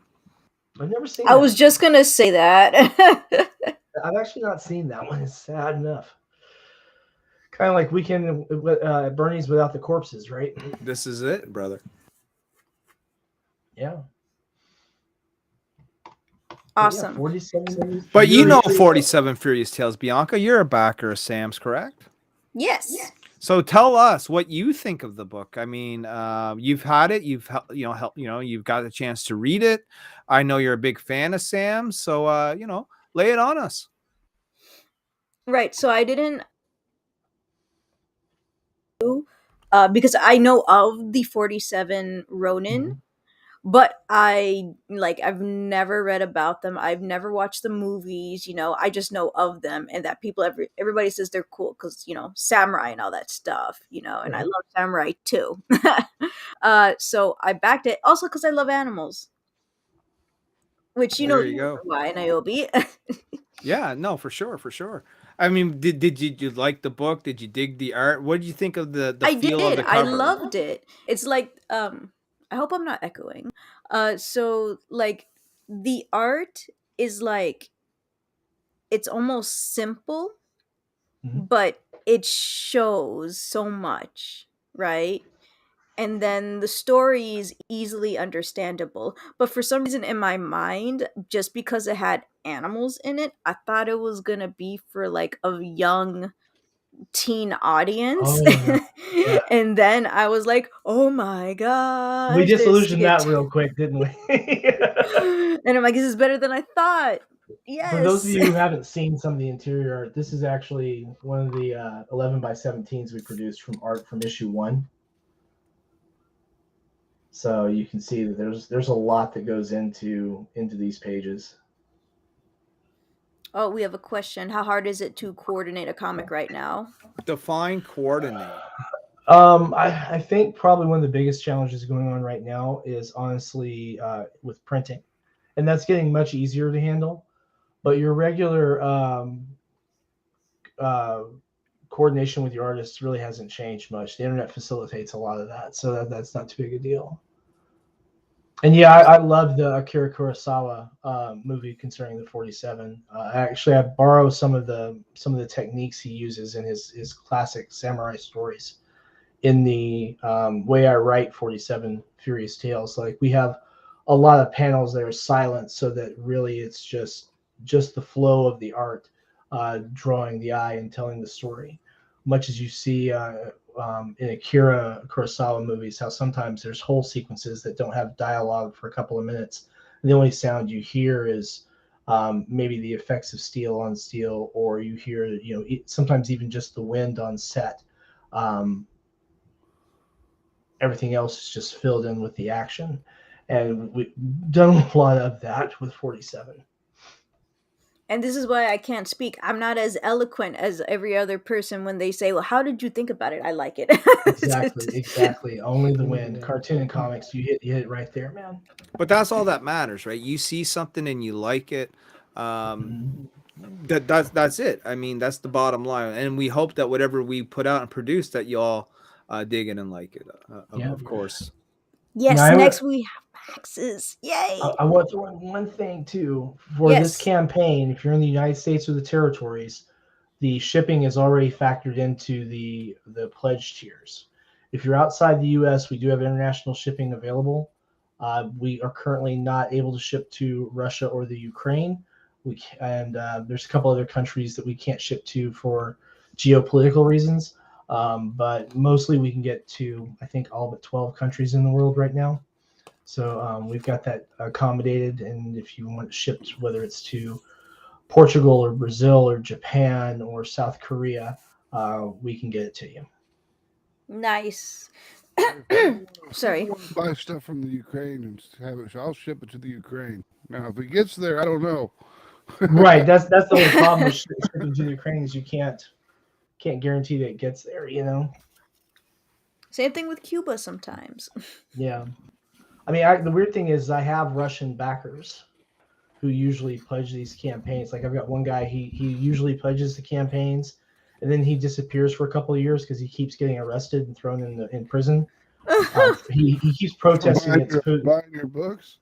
No, he keeps protesting against Putin, and so he keeps getting locked up for a year and a half or whatever. Oh, And okay. so like I found out like after the second time he went to prison, because like he supported one of my earlier RPG campaigns. When he came back, he's like, "Yeah, I was in prison. Thanks for holding on to my book for me." I sent him his book, and then he supported a few more, and then he I remember he sent me a message. He said, "Hey, I'm going back to prison soon, so because I got a protest tomorrow, just hang on to my books. I'll get them when I get out." I'm like, "All right," and he's I guess he went to a anti-Putin protest against the war a little while back. And I haven't heard from him since. So I would expect he's probably locked up again. Going back to jail. Yeah. Oh, hopefully he'll get back out soon. He's usually in for like a year and a half, something like that. I hope nobody heard that. Just a dog. Dang it! So cartoons and comics has got it absolutely right. He says it's not as difficult as it was in the 90s or 2000s. The internet really helps and makes things possible. Oh, yeah, Amen. Digital when art has made go ahead, it, Max. digital art has made it really amazing, because with things like Procreate and iPads with Apple Pencils, or just people with Wacom tablets or Huon stuff or whatever it is, being able to have all these billions of different brushes and tensions and everything, it's just they can almost make exactly what they can on a page digitally now, and then just send that to the next guy who does his own thing, who adds the color or adds the ink to it, and then sends it to the next guy who adds the color to it, and then it's basically the page is done and it goes to the letterer, and it all can be done seamlessly through Google Drive. So the internet has made it just ridiculously simple, because you don't have to worry about having a bullpen and have everybody in there and me breathing over your neck saying, "Why are you doing that wrong? You should be drawing more bricks in the wall." Well, and the other thing too is that we're not having to deal with having pages shipped and risks being destroyed in transit, so we can get them to the printer's master so that they can, get everything formulated. For me, when we made Niobe #1, it was done in-house. It was like 3 guys in the same city that made it. And then the guy who did the interior art decided he wanted to work on a different comic with a different guy. And so we lost our artist, And then but we went to the internet, right? And it's sort of snowballed from there. The only thing about the internet that I'll say is that, sometimes you get taken for a ride. You just got to be careful with who you're dealing with and who you're hiring off the internet. You know what I mean? I've been hosed before. Yeah. Richard, anything? Yeah, actually, in the video world, like especially with making documentaries or even like retro gaming in itself, back in the 90s, like I used to watch a lot of docs. And the documentaries back in the 90s where you had to physically go on location to film. With the internet, you don't need to move yourself to a foreign country to record. You can have a collaborator in that country doing the recording, load it in Google Drive or Dropbox or OneBox or whatever storage. You take it, edit, add your portion to it. Skype adds to it. Even off-airs, live streams like StreamYards. You can collaborate that way as well. It's easier when you can have everyone in different parts of the world doing their little parts, put it all together, and boom, you got a project put together. Bada bing, bada boom. The internet is great for that. Yeah, to answer Shelby's question here, we aren't planning a black and white comic edition for 47. We do have the artist edition, which collects those raw hand inked art pages together into one volume. To give you an idea, that's what they look like in their regular full size form. That's one of the original pages. And we take that, and those have been scanned at high resolution and taken down to digest size at 6x9. And we've got that all put together so that folks can actually appreciate the original art without having to be heavily invested in original art, because those pages can get kind of expensive. That's very true. All right, let's have Max show his Kickstarter. Let's go. Ninja Bimbos. I've got the screen share. You just gotta drag it in or whatever. Yeah. Is it on the Chrome tab? I don't know. Here, I'll stop screen sharing. Share screen. Screen number 2. Allow. Oh, wait, hold on. I probably have to scroll down.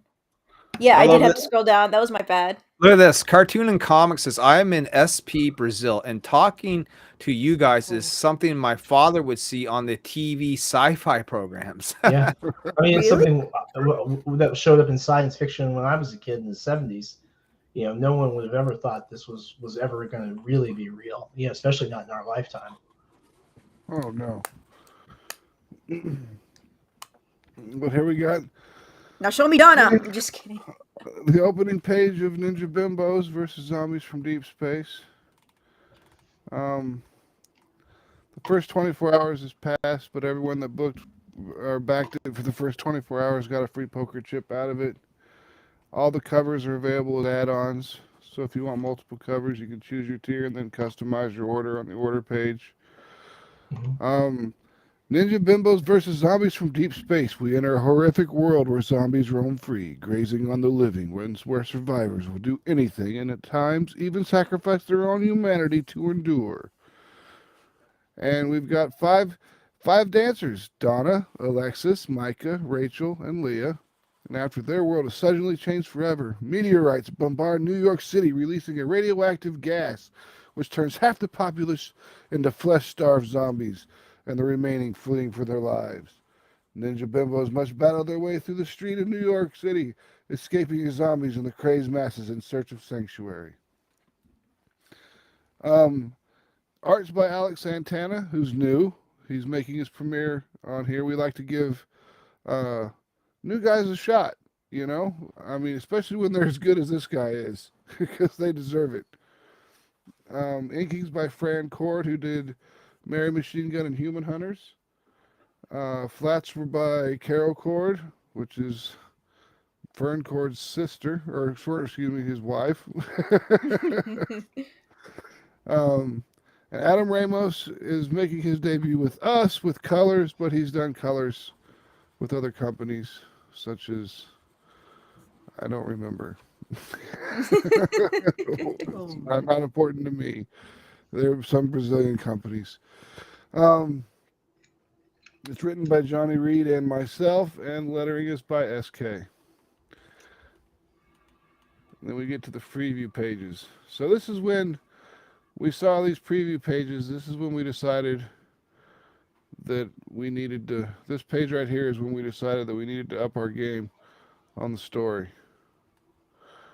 Because, I mean, the art just looks way too good for something cheese dick like we had planned. And there's all the meteorites hitting the ground, and the guy's all like, God save us, and the priest is knocking the little girl down, and he's like, get out of the way, bitch. I loved that, honestly. And you wonder why people might think you're hard on the church, Max. You know? I know. I can't understand why. And then we have the In This Night guy who gets hit by the meteorite. So he was right. Dead on balls. Dead on balls, right. Then we introduce our ladies. Donna is right here. This one you wanted to know about. This one's Rachel, the redhead. Micah, our chocolate goddess. Leah, our dumb blonde. The dumb blonde is my favorite. That's waifu number 122. And Alexis, the hard ass. Well, Mike is more the hard ass. Alexis more of the combat focused. Actually knows what she's doing because she's trained in MMA. Oh man, I've been pronouncing Micah's name wrong. I was calling her Mika. No, it doesn't matter. Does it? I don't know. We just call her Micah because Donna, Tello, Rachel, Raphael, Michelangelo, Leonardo. Get it? I love that. I love the Teenage Mutant Ninja Turtles. And then they all got to try to run to get to the shelter. And the DJ guy's like, keep all them people out of here. But the gas gets in anyways. and starts turning the people into zombies. And this is one of the things I love the most. Like, this pizza piece was not in the script. The artist chose to do that themselves, and I was like, you know what? That is fine. I Way to thought that go, was man. hilarious. I'm like, I think the pizza was such a great choice. I mean, just because of the Ninja Turtle stuff and everything, it was perfect. And then the way that Adam colored the eyes here with the smoking or the fogginess to them looks amazing. Then of course the zombies are coming in. The devil heads will not be there in the book. Don't worry, guys, you're safe. It'll be full on nudity there. And then she wakes up because she didn't die. See, she's fine. And she sees her friend Mitch, who's coughing, and then she's like, "Are you okay?" And he turns around, and he's raw, and he jumps at her and bites her, and she's all, "No, Mitch, you're a vegan." At least she cares about his philosophy or whatever. Exactly. Really strange last words, though. You know, gotta love it. Love it though. I need it on The Walking Dead. I need somebody on The Walking Dead show to say something like that. Oh, I guarantee you, they're probably going to steal that from Max at some point. You watch. Gotta watercolor it. You can get the Ninja Bimbos on digital, obviously. Cover A by Alex Santana. He's the interior artist. We give cover A to the interior artist all the time because if he's good enough to do the interiors or she's good enough to do the interiors, then they should be good enough to do your cover for you. Right. Francord, which is the inker, did this one, which I thought is very, very nice. I like the girls on the poles with the zombies coming at them. It's very there's a message there. Does it have to do with it doesn't have to do anything with like buffet of any sort, right? No. That's my interpretation. Whatever you know, that's the beautiful thing about art. This one's by Fern Cord. It's the girls in front of the city. There's a cool Easter egg in it, which we can look at her closer in a little bit. There's Mariah Benez. She always comes back with the vengeance. She is one of the best that we bring in, and she nails it every single time. Oh, her art is so beautiful. Sister to legendary artist Ed Benes from DC Comics, by the way. Yeah, oh. True. And then Mateus Duarte had the nudie cover, the naughty cover duties this time. And this is the first time that we've ever done a sketch cover. So we'll see how it comes out. See if we'll continue doing them in the future. If only I can draw. What's that, Sam? Are you getting a lot of those pledges for those two? Some. I'm not gonna say that it's selling like gangbusters, but we're selling copies. I know it really surprised me with Reign of Ages how many we had ordered. It was a big eye opener. Nice. More monies. And then we've got the zoomed in versions of each of the covers so you can see them closer. Will they be having the cat ears during the entire thing? For a long time they do, but when they get to the place where they can change clothes, they take them off. Question: are they actually teenagers? No, they're not teenagers. Okay, because it was like it's a teenager on the sign, and I'm like, wait, are they teenagers? No, teenager, and then what's this here? It's the X-Men symbols. Yep. It's the X-Men symbols, and X-Men are mutants. Oh! I just held in your ears. I'm sorry. Ninja Turtle. Oh my gosh! There's so many references. See, that's what we. I love how that was done. And this is why I failed English. I can't understand any of this stuff. And then Mariah's cover close up, which is always fantastic. Colors by Fern Court, all of course. Fern colors most of our stuff. There's the cover for the nudie cover, which people seem to like. If you back any of the not safe for work tiers, we release a new naughty print every $1,000, and since we're at $3,300 or something like that on our Kickstarter right now, we've released 3 not safe for work naughty prints. And here is Donna and Aijin, which is Aijin's their ninja master that teaches them how to become ninja. Oh, she's their ninja master. Oh. Yep. And she has a staff. I think that's a staff. There is. Yep, it's a bow staff. Yeah, It can be, Donatello. Yep, and you can transform it into like the tri-staff too. I love those. And then we've got Rachel and Micah. And she has the Micah, nunchucks. I see. This nunchucks. is what I can get. This is what I can understand. The nunchucks and the bows, like right there. You got Bianca's attention, Max. Yep. And then we got Leah, Donna, and Micah just kind of hanging out there, looking good. Working on their squats, of course. Yep. Always got to be working on the glutes and everything, you know.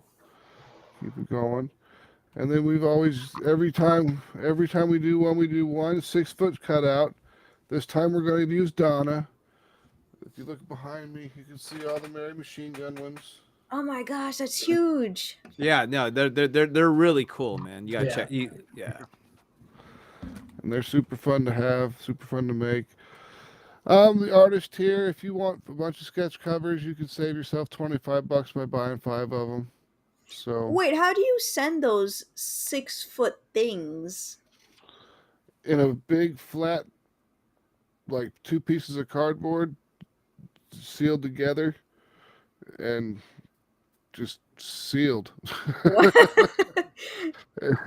Much more simple because I think people would be afraid of like dents or something like that, especially for something that's like flimsy. Well, it's wrapped up in it's wrapped. They fold down, Mm-hmm. so they fold down like this.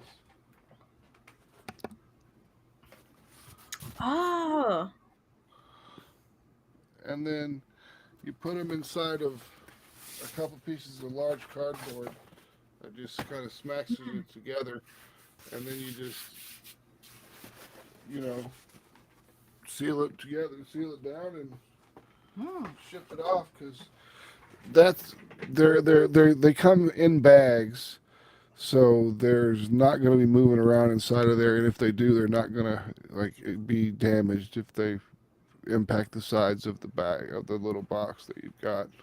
I want one of the Teenage Mutant Ninja Turtles.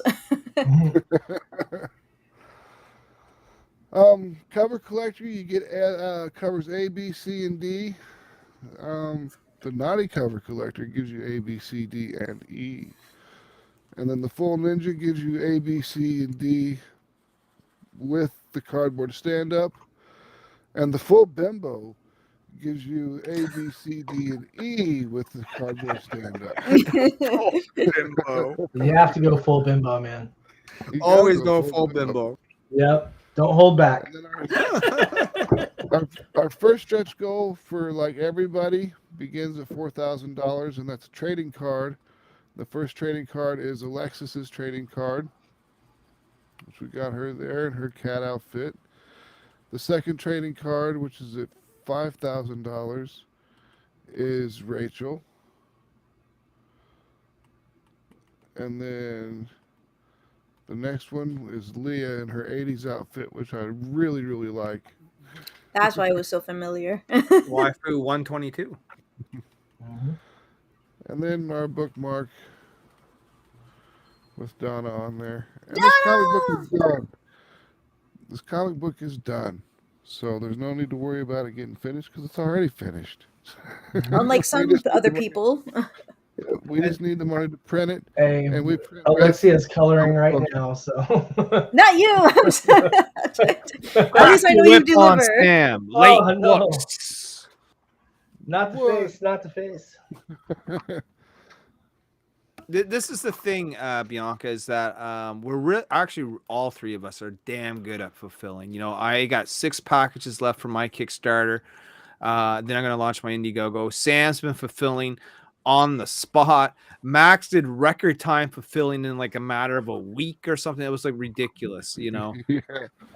We get our books out, we get them out on time, and they always come great quality. So that's one thing I can say about all three of us with that absolute certainty, is that we're really on the ball with that type of thing. It's important, you know. I mean, You gotta the people who are supporting you, they deserve your best effort, and part of that's putting the books in their hands in good shape as quickly as you can, at the highest quality you can, you know. Correct. Exactly. Sorry, I was cleaning up my eyes. She's laughing too hard. She's crying, Sam. Ah! Got her all tearing up. Oh right. She's Oh, got- I think I forgot to ask this question. At what type of audience, age-wise, should be getting these books? Well, I mean, all of us kind of got mature books, right? Like, you know, in Sam's book, as you alluded to, you know, you thought it was going to be fluffy animals holding hands. Turns out they're chopping each other's heads off, right? Yep. You know, in Max's book, you know, obviously, you know, with this particular title, there's nudity and stuff going on, and extreme violence. In Niobe, while there's no nudity, we definitely handle mature sort of subject matter, you know, that, you know, the 10-year-old might not necessarily catch on to, right?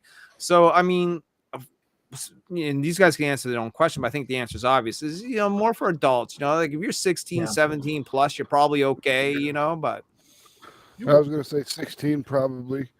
Maybe, I mean, depending on if you're astute and a witty, quick kid, you could probably do it at 14. But you know, I mean, there is nudity in the book, so that makes it Get your 18 dad's in the credit United card. States. yeah. I mean, with the nudity, you're obviously looking, you know, clearly a mature audience, you know, 18 plus. But you know, Cartoons and comics like young adults, yay. right? This is, you know, Why? Yep. I mean, it's mature audiences, right? Like, you know, like Mhm. someone's walking by, you know, my con table, and it's a 10-year-old, they want to buy Niobe. I'm going to look at the parents and say, it's probably not the best thing. There's swearing in the book. There's mature subject matter, you know, but they can have one of these chibi stickers. You know what I mean? The chibi stickers, they're super cute. That's it, you know? Yeah. Awesome. I'm super Gotta be glad that I had you $20. guys on. And we're super glad that you had us on. Yeah, You know, it's it was always a sort of an pleasure. impromptu thing. I'm like, I'm going to put Bianca on the spot, right? Sam, she was like in the chat the other night. I'm like, when are we going to get to go on your show and all hang out? She's like, well, I'm open Friday. And I'm like, perfect. Let's do it. You know, let's hang out Friday. I'll bring the boys, you know, There we we'll have go. a good conversation. I think we did just that, you know? It was a good time. And we It's added always a Richard. good time. We did add Richard. Richard's Yeah, here Richard, too. man. Right? Yeah, Richard, brother. speak up. Are you still alive? Oh, I'm still here. He's still here. Okay. I didn't know if Larry killed you or not. Oh, no. Before that, I'll suck his soul. Hominus says, dude, I grew up with Vampirilla, Chastity, Lady Death, Purgatory, and Vampirodica. He says, bring it. Hopefully, if that's the type of stuff you like, right? You know, Sam's book, you know, 47 isn't that, but he does have a Right. book called Reign of Ages that might fit that. But I mean, I was a sheltered child. shelter child. If you like that type of stuff, you're gonna love Mary Machine. Yeah, Gun. you're gonna dig Very much Niobe. so, yeah. You're You're gonna dig all really that gonna dig stuff. Mary. You know, I mean, my biggest influences, you know, are things just like that. You know, it's like Witchblade and Evangeline. You know, like when you read one of our books, especially like you know, for me and Max in particular, you know, hopefully it feels like you are gone back to that era, exactly what you're talking about, with that type of feel, that type of art. You know, that brings you back, you know, to that sexy bad girls day. Because you know what? That genre of comic is not that. It's alive and well and thriving on Kickstarter. Let me tell you something. You mentioned Lady Death. Lady Death on his opening night on March 9th, which is like 2 nights ago, did over $300,000 in his first 24 hours. Yep.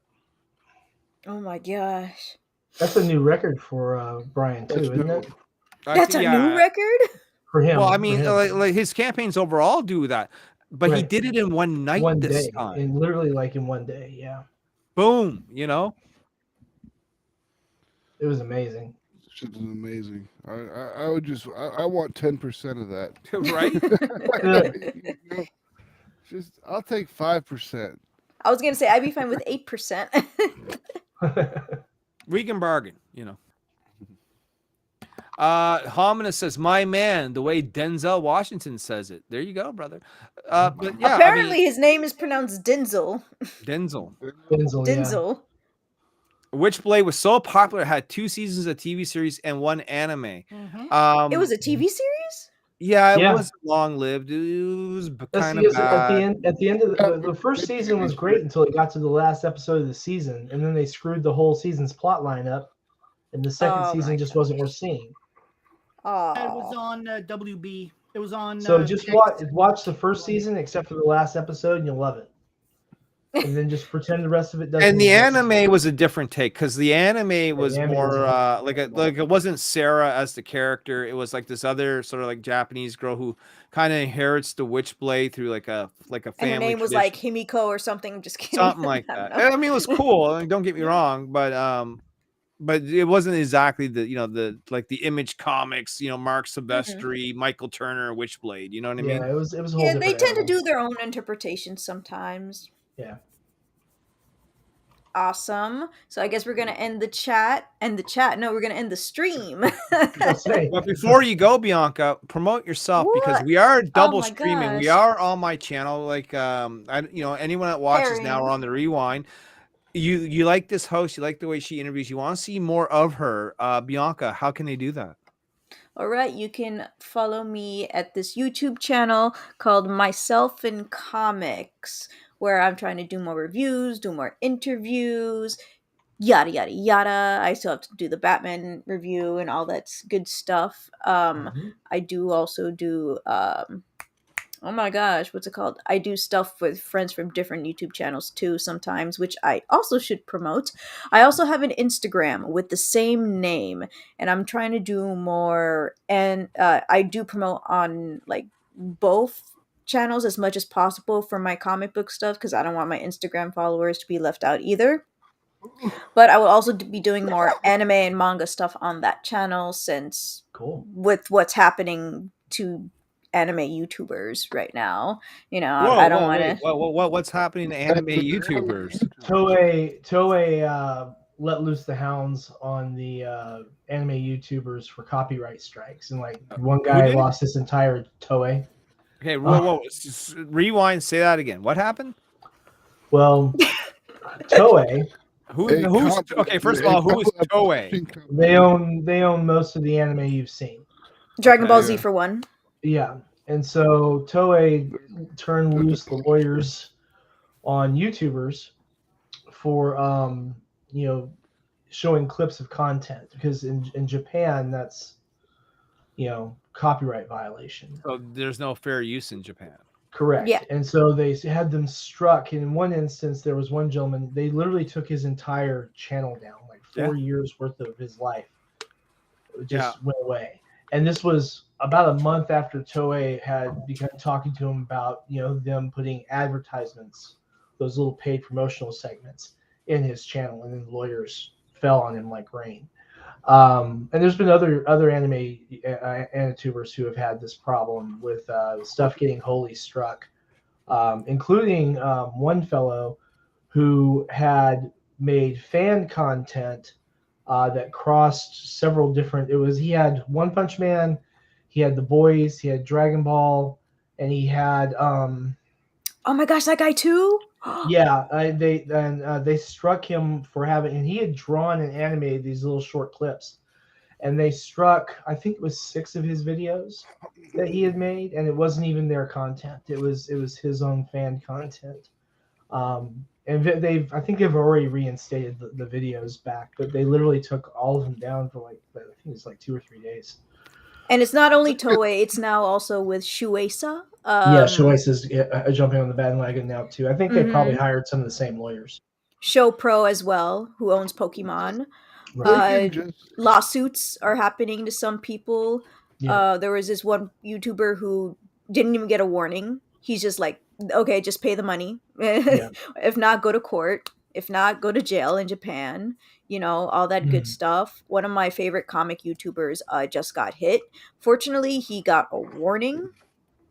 And oh my gosh, Giga got a strike. Yeah, No, Garrett he's got a my strike favorite. No, too. oh my gosh. Well, here's Everybody, the funny thing too, is that when you look at Giga's channel, he doesn't actually show any lengthy clips of anything other than Musashi Tensei, and it wasn't anything to do with that. It was one of the other animes that just jumped up. He had like maybe 3 seconds worth of clip time on it. It was Mhm. ridiculously short, but it And it's was enough to amazing get because the people thought he was going to be safe because he is like so close to the company Katakawa that right. they're like, oh yeah, they're super close. He's not going to get strict or anything. And I'm like, I don't know, bro. Well, it's The more dangerous for him as he actually lives in Japan. So it's something exactly. that if they find there's a copyright violation, they can incarcerate him.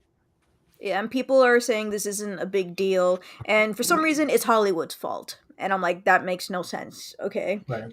they it's want to blame the Hollywood's West fault. for every single thing possible with Japan, and I'm like, please, Japanese companies do this. They don't care. They really don't care. You should look at how many people Nintendo has sued. Oh Just my Yeah. over gosh. the. Well, what It's really just brought this stuff into the limelight was Pokimane.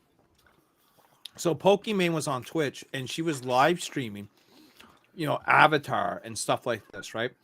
And she got kicked off for a little bit, and that opened a lot of eyes to the fact that people were showing material that wasn't theirs, but thus making it into their content.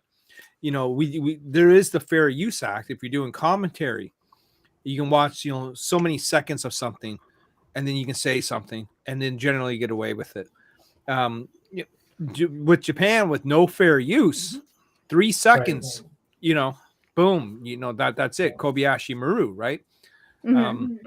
And so they're looking at it through the eyes of, why do these people get to do something with our product, make money, and we get nothing?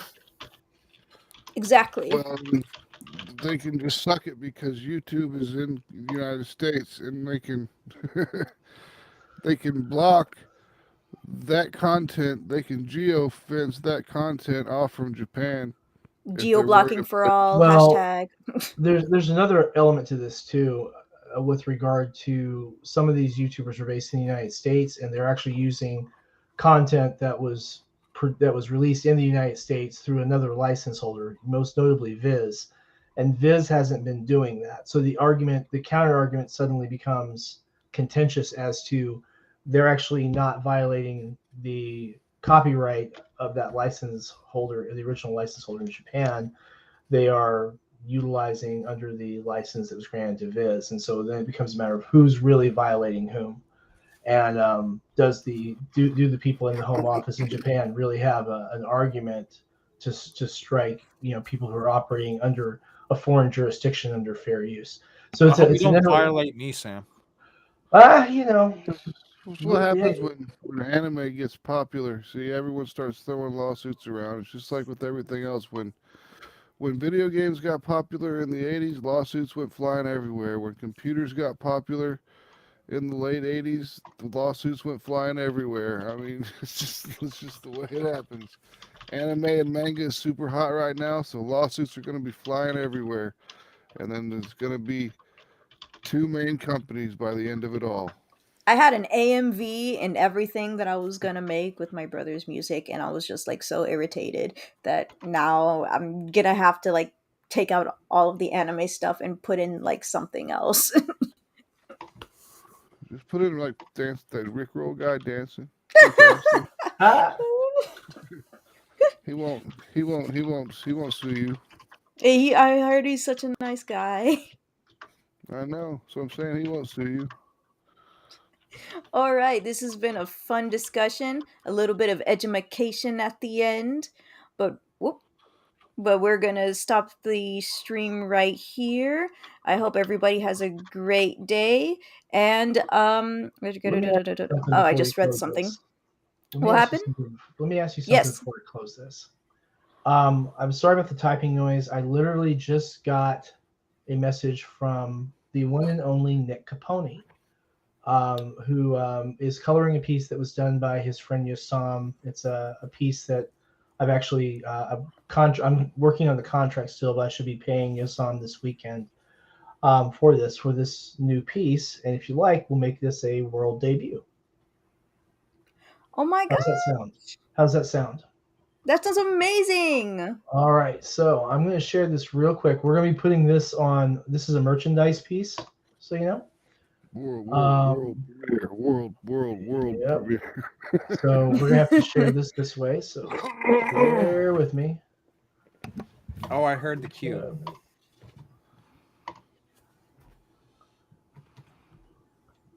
World premiere. World premiere. And so this is Josam's take on Rain with color by Nick Capone. And we're going to be putting this on merchandise pieces available very soon. Oh my gosh, that's so beautiful. Condom wrappers, everything. I don't have the condom guy lined up, but I think I might put it on the rolling papers. That'd be cool. We have Pop Animate Comics in the chat. That is Andrew McDavis. Go check out his channel. He says, "Wish I saw this earlier." Yeah, I know, right? Bitcoin too, bro. Yeah, right? Where stands Bitcoin? An inside joke, but he knows. We love you, brother. But Andrew, just remember one thing, okay, brother? I'm not gonna lie, Pete is sexy as fuck. And for cartoons and comics, yeah, licensing is complicated. I'm working on a license with a particular property right now. We're in the earliest phases of the discussion, and it is going to be a long road. But hopefully we can get there because I'm really excited to get on this new product line. The worst part about licensing is when it starts to be successful, is when they pull the license. Well, that's why you have to have terms carefully delineated in your contract. Yeah, but still, they usually make it to where they can pull it once it gets successful. But why pull it if it gets successful? Because then you can do it yourself in-house. Do it themselves. Yeah. Oh, little punks. But you know, the argument for that the other way is that if you've got it established with a certain team and everything, it's you usually want to let that really run so that one, it's not costing you anything other than just sitting back and collecting checks for the license. And well, they'll let it run 6 books or so you can get the trade paperback out, but then they'll move different story arc or whatever. We're actually going to start with the graphic novels first, and then see if we have the big enough market to move out to the floppies. Do it kind of backwards, because we want to see if we can get to where, we're distributing 10, 15,000 graphic novels, then we should be able to do 15 to 20 floppies. Oh yeah, for sure. But I mean that's putting out those books like that. It's kind of risky putting out 60-page book right away. Yeah, it's going to cost $15,000 just to get it made. Yeah. Not printed. Not cheap. Made. Not cheap. So. But I mean, I know what it's supposed. We're going to sell a lot of merchandise to get that money raised. That would be badass. Yeah, I mean it's gonna be something special, Max. You're gonna love it. Yep. I want to be involved in it somehow. I mean, I don't even care if it's just like I'm just the dude in the back sweeping up. I might make you that guy at the bar who was talking about raising the hellhound puppies. remember that section? Yeah. I might make that into you. I think that would be cool. That'd be badass. Yeah. We'll make Larry the Haitian cook in the back. All right, I'm in.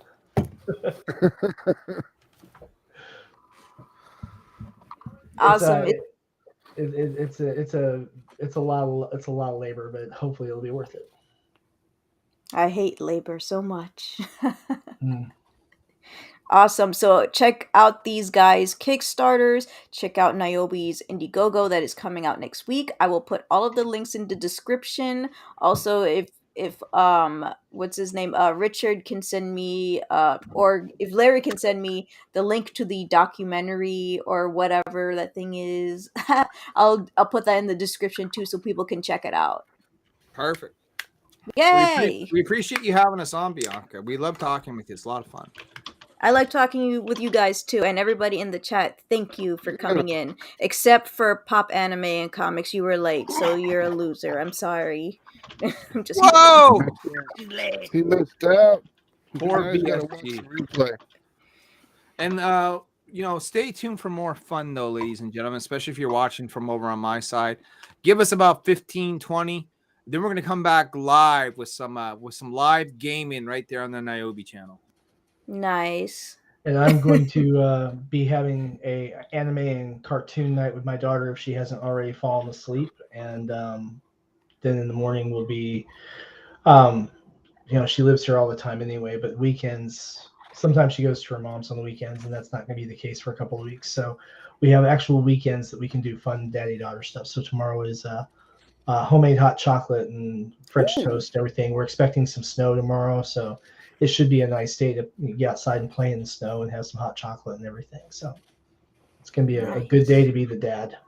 Yeah. Sounds like a good time. Yep.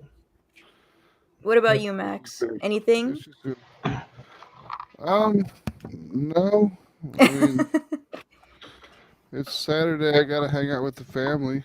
I mean, not that I have to hang out with the family, but I mean, I choose to hang out with the family. It's always a choice. Yeah. I don't know exactly what we're doing this weekend. I'm sure the wife's got some things she's got to get done real early tomorrow for some sewing stuff. She makes memory bears and special animals out of people's clothing. I mean, some of it's sad because it'd be like a baby that passed or something, and they're making some sort of teddy bear out of its onesie or something like that. Yeah, but some of it's happy stuff, to where it's like some girl that used all of her sports shirts from when she was growing up, and she wanted a quilt made out of them all. Mm-hmm. So it could be anything, and it comes in and she just does them all, and it's amazing to me how dedicated she is and how fast she can rock them out. That's what she's doing right now, is sewing bears. Not bears. It's 9:00 at night, and she's in there sewing teddy bears so she can stuff them and have them ready for tomorrow. Yep. Nice, she's getting that grind going. Yep. And I will be sleeping. Probably, hopefully, gonna go skating tomorrow. We haven't done that in a while, so. You guys aren't getting snow tomorrow? I live in Florida. Max, you guys aren't getting snow tomorrow? We might get some snow, but I mean, it's no big deal. We got 7 inches of snow the last few days. It should warm up here in the next couple days. Gotcha. We're getting rain, a shit ton of rain tomorrow. Yeah, Bianca, you probably haven't ever had snow where you're at, have you? No. I was just in Florida, in Orlando. I hope you had a great time. Yeah, it was pretty good. We had a good time. Yeah, Saturday's clear, Sunday's clear, and Saturday clear in 36, Sunday clear in 63. To me, it's too hot over here. Monday 61, Tuesday 60, Wednesday 72. We'll be fine. Nice. So we'll just end the stream right here. All right, guys. Beautiful. Bye. Peace out.